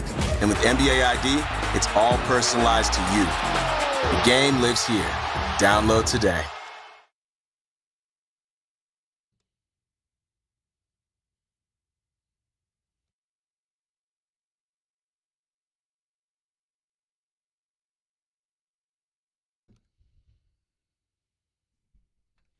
You going to old school. This is like 90s. Well, you know Tom, he's old school. Yeah. That's the definition of Tom Bauer, old school right there. When's your next concert? We'll find out. Actually, I do know. That's in 1 month, 3 days grace. No Slipknot? No Slipknot, unfortunately. I think they're in Europe this year. Are you a guy that would take a trip to go see Slipknot somewhere? If it's close enough, then yeah, I would. No, but would you like plan a European vacation around that? I got to go see Slipknot. I'm going to see them in Amsterdam. If it's at a festival, then probably, yeah. At a it can only be at a festival. Yeah, then you rocking out all week. Yeah. Man, how much drugs are in the air there, bro? Oh my God. That'd be insane. When you come back, I'm gonna pull a hair strand from your head. Tom, let's talk about the drugs you've done. Want to get into that? What kind of drugs have you done in your life, Tom? None. I'm good. Tom Bauer, ladies and gentlemen. Bart and Carlin, ESPN New York, and on the ESPN New York YouTube page. Doug in Jersey is next on ESPN New York. Doug, what do you got, dude? Hey, good morning, guys. You guys are funny. Hey, listen. Bart, first of all, you need to get you a ghostwriter and document, if you don't have a book out already. Bostadom and 10 toes down. And you need to give this segue how you transform from sports to this. It's important for our culture and other culture, other athletes as they do. You're successful. But on the other hand, I just wanted your take, and I'm proud of you, brother. And I want your take on, was the Randle trade, now we look at hindsight, was it a bad trade for Cat? I mean, that's it. I'm out. I think right now you'd rather have Julius Randle, his toughness, and remember we were hoping out hope that we were going to see what Randle looked like with this team before they made the Cat trade. Remember, we were like, man, like when OG came, we were like, man, they had Randle. They went on that 11-game run, and they looked awesome. And Randle was the type of – everybody was like, well, Randle's a ball stopper. But he's found the way how to play off the ball. Ant-Man holds the ball more than Luka Doncic, you know what I'm saying? And so he's found a way to play off the ball, catch and shoot. And I thought, hindsight, if Mitchell Robinson, that's the problem. You can't depend on Mitchell Robinson to stay healthy to be in the starting lineup and put all those minutes. But they could have found another, maybe another tall guy. Who's the guy that they used to have that's a beast now? The white guy that they never let play. But Hartenstein, you talking about? No, not Hartenstein. It's the other one. Yeah, Kolek. Yeah. Kolek? Okay. Yeah, now all of a sudden Kolek's a goo gobbler. He's been unleashed. They could have had – see, you speak fluent, Bart. They could have had him and Mitchell Robinson. Listen. I think everybody right now, if they can go back, would say, man, I'd much rather have Julius Randle, especially at the price tag. Because then that means you could have got somebody better. Yeah, I get it. But were they going anywhere with Julius Randle either? I understood why they did this. We never got a chance to see it. We kind of did over a few years. No. Remember, he got hurt remember the record they had? They were damn near undefeated with Randle and OG. And then he got hurt, then OG got hurt, and then he never made it back, remember? He had surgery. Yeah. No, I get that, but now he's balling out in Minnesota. I know that he is, but I look at Minnesota, and I think he can have the opportunity to ball out there. When he's going to take cat shots. But at the Knicks, you had to go with the better overall talent, and that's what Cat was in the moment. Well, that's potential. Well, now Cat had shown himself to be a better player than Julius Randle. Julius Randle was a back-to-back Eastern Conference All-Star.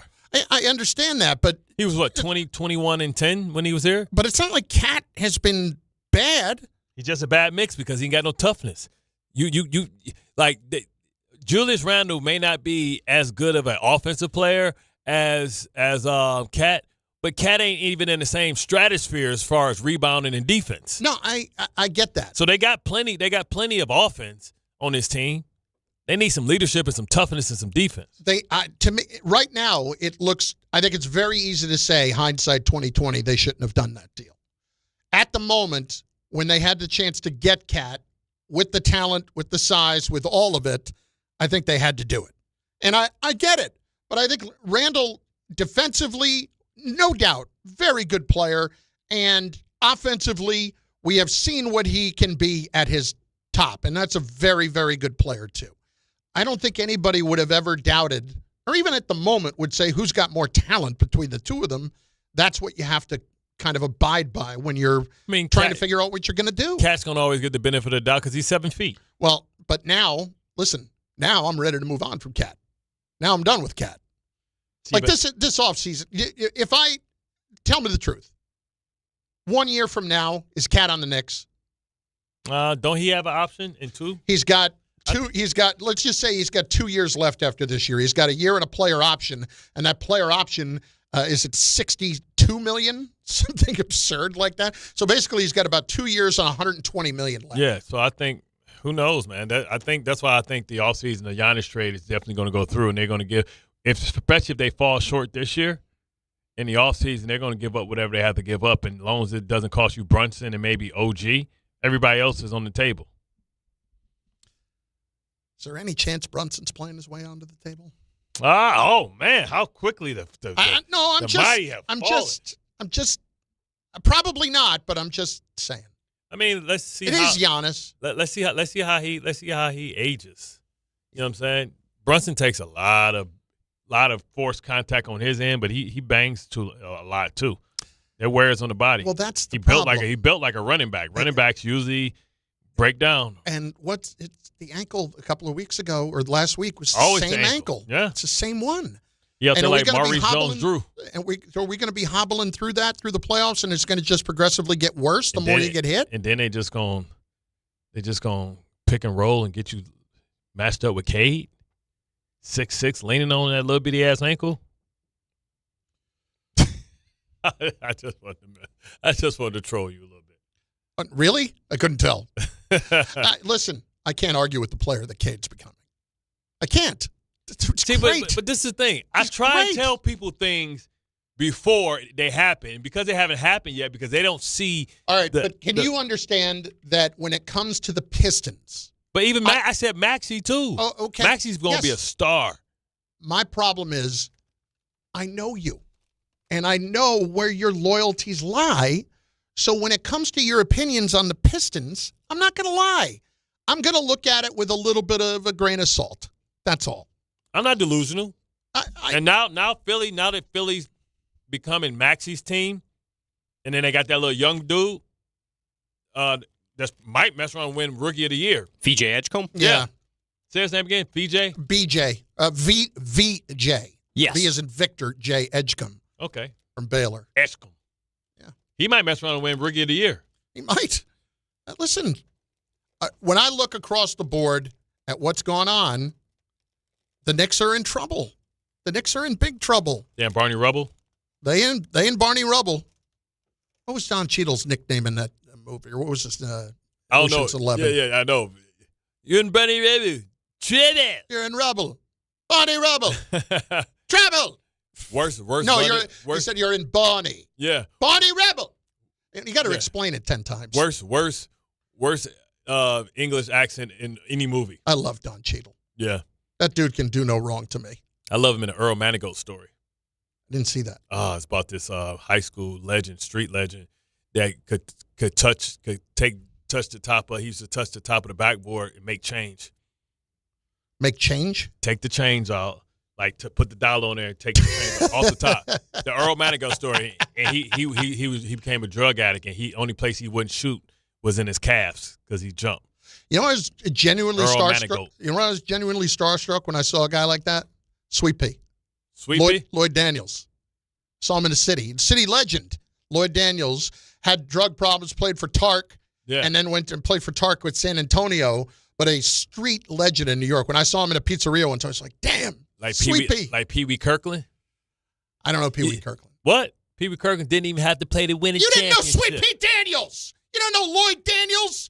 Everybody in this audience is screaming at their radio right now. Look up Pee Wee Kirkland. Show's over. Michael K. next, ESPN New York. Not all F words are bad.